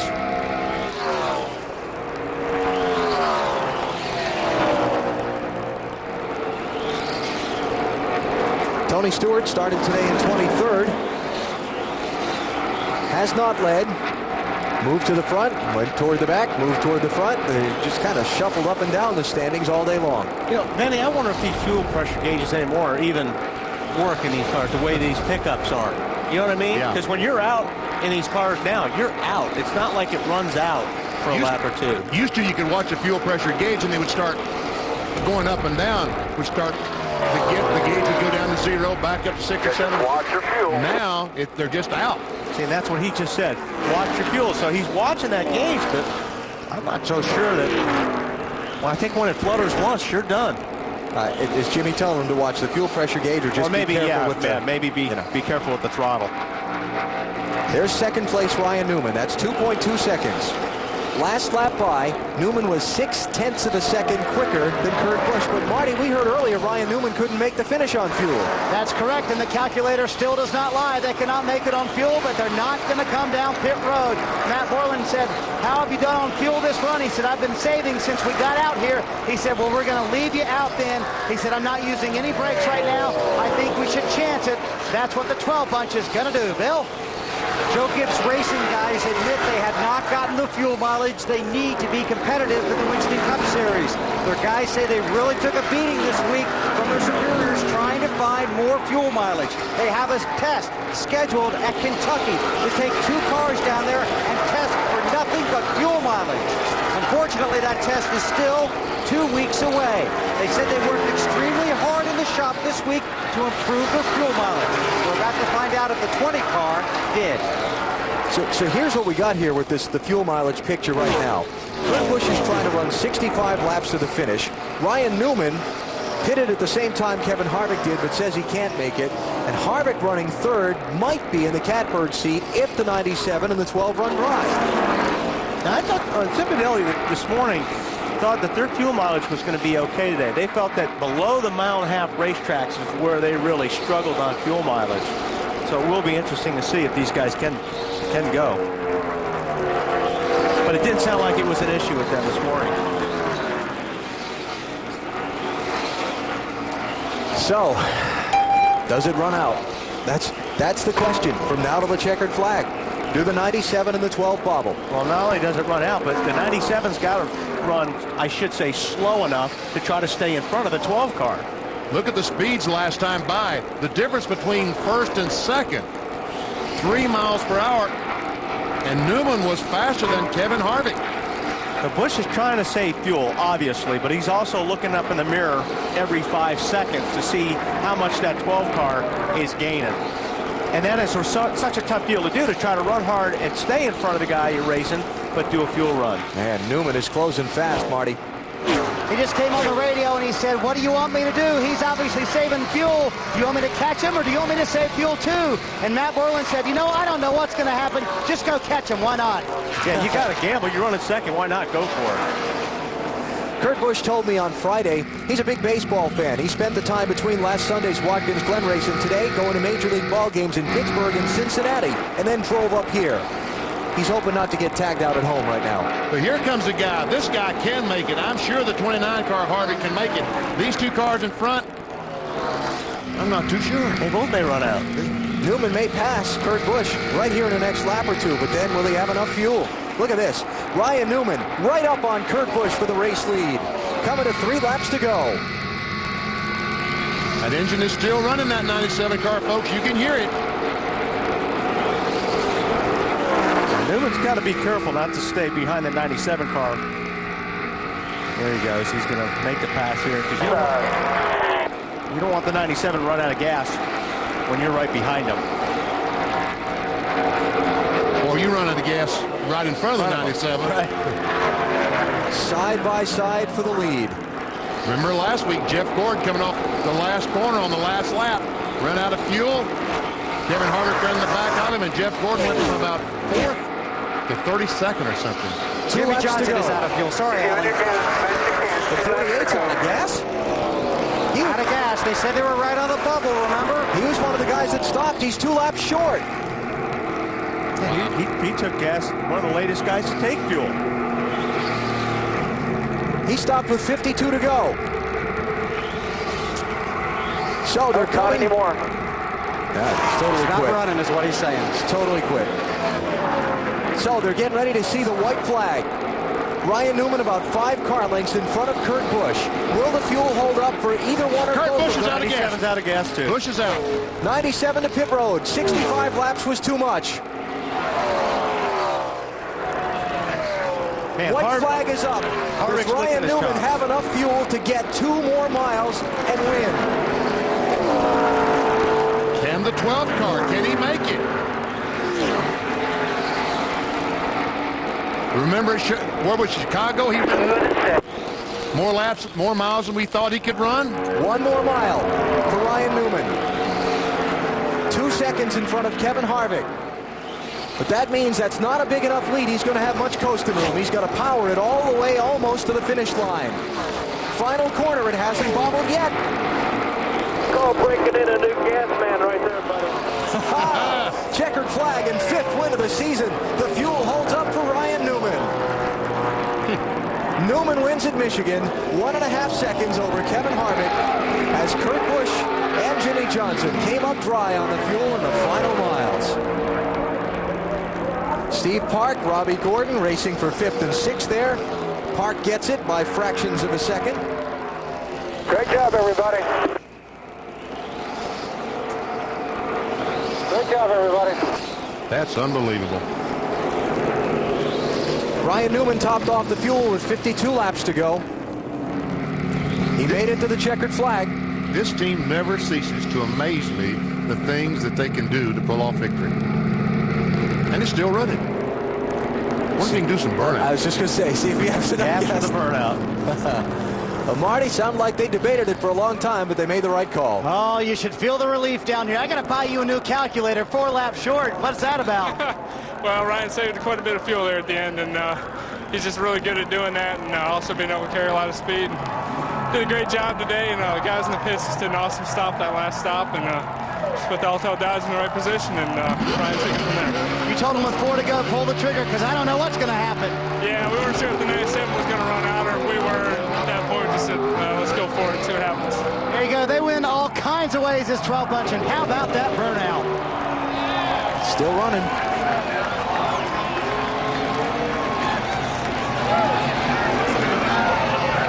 Now we can't see. So Ryan Newman picks up his 6th career win in just his 67th start. These guys are hot.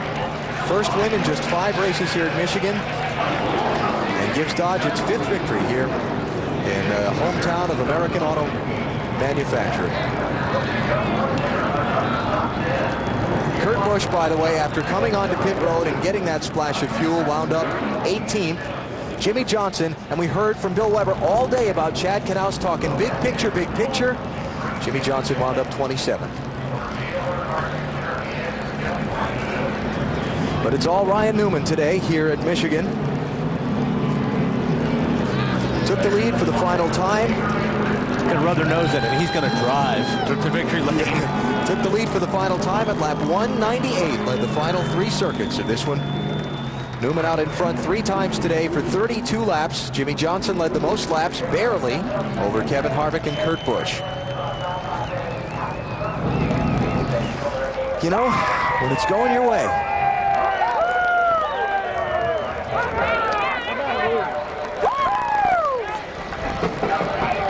South Bend, Indiana hometowner, 25 years old. Picked up his first win in his 35th Winston Cup try. He's won 2 of the last 5 races coming in, so now make it a 500 batting average for Newman and his team. 3 of 6. They are hot this summer, and they still have to be wondering what might be in the championship, if not for that spate of races in the spring, where it seemed like they couldn't get to the checkered flag. Talked about being hot. I think he was a little bit warm inside that car.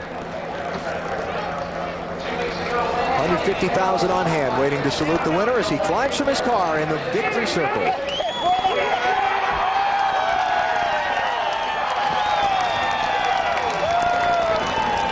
And a big celebration for Ryan Newman here in Victory Lane. His 5th win of the season. You're going to need a towel there, aren't you? Gatorade Victory Lane is pretty awesome, isn't it? You got to thank Alto, Mobile One, Sony, all their support. You got to thank your fuel guy for packing it full, don't you? Yeah, the guys did an awesome job. He's a new fuel man this week, but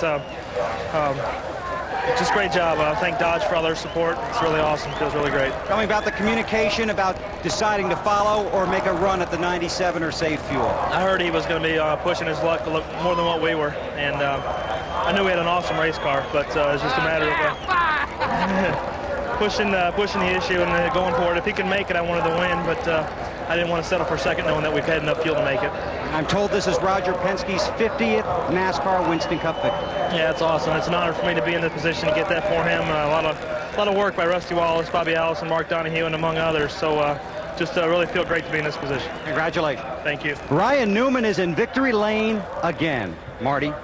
Kevin Harvick is not in victory lane. Do you feel like you had the best car today, Kevin, and the best car didn't win? Well, I don't know about that. Our car was probably the best car at the end, but Ryan got away from us there at the beginning of the running, actually passed us, so he earned it, and just really proud of this GM Goodwrench Chevrolet coming on strong in the points and running up front and leading laps, and that's what we got to do to stay in contention for these points. 3 straight top 5s for this race team on a strong move. Alan? Check out how they finished today here at Michigan. In the GFS Marketplace 400, Ryan Newman picking up yet another Winston Cup win in 2003, his 5th of the season. See, Steve Park, great to see a good run for him in 5th spot. Top 10 for Ken Schrader. How about that 8th spot? Hey, Kenseth comes home 9th. Yep. Another big championship day for Matt. And like you said before when we heard from him, there's Kurt Busch down at 18th. Like you said before, it's as much due to other people having problems as it is what they've been doing. Because you'll find the contenders back in the pack. There's Jeff Gordon in 30th position, Jimmy Johnson in 27th. Guys in the top 5 in the championship run. Still not yet to Dale Jr. There he is, 32nd place. He pulled off in the final couple of laps when he had nothing to gain. Tommy Labonte back there in 37th. Yeah. Kenny Wallace and Todd Bodine involved in a scary crash earlier in the race. Both were okay, but a frightening moment for them back at lap 64. Championship standings, it was 258. Kenseth the junior coming in. It's 329 now. Jeff Gordon, 461 points back. And Jimmy Johnson, having to stop for fuel, goes from 4th all the way back to 6th. And the one time today was in front of Jeff Gordon in 3rd. Well, it's on for Michigan next weekend to Bristol. Can't wait. Thunder Valley to start Friday with NASCAR Busch Series Racing, presented by Cat Rental Stores at 7 Eastern Time. Saturday night, it's the Sharpie 500 on TNT. We'll start with Discover Card Countdown to Green at 7 o'clock Eastern Time. That's next weekend here on TNT. Plus, we'll have Bud Pole qualifying for you at 3 Eastern on Friday afternoon. Our championship leaders with Matt Yoakum. And he talked about it in the countdown to green, from the back to the front, Matt, another top 10 finish. Yeah, as we're getting that finish, we just we ran so bad today. We had a 15th or 20th place car and got lucky and finished 9th with it. So really disappointed. Last couple weeks we haven't ran as good, but my Dewalt guys did a good job of keeping me in there, and we were slow and steady today, which isn't really what we're after. But we just missed it. We thought we were really getting happy hour, and all day I just couldn't get the front end to work like it needed to, and because of that, we had to crutch it with the back end, and we just couldn't get either end gripped into the racetrack and just struggled with it all day. But that's what he needs to do to win that championship, 9th for Matt Kenseth. Another strong day for Matt Kenseth, and he takes the championship lead on to Bristol. Those guys have been phenomenal. Matt, Robbie Reiser, the entire crew. Next on TNT, on the East Coast, Conspiracy Theory and the movie Pay It Forward on the West Coast. 150,000 here at Michigan International Speedway today. We talked about fuel mileage. Would it decide the race? You know what? It did. Ryan Newman's held out. Kurt Busch's did not. And Ryan Newman is in victory lane celebrating his 5th win of 2003. See you next weekend from Bristol. You've been watching NASCAR on TNT.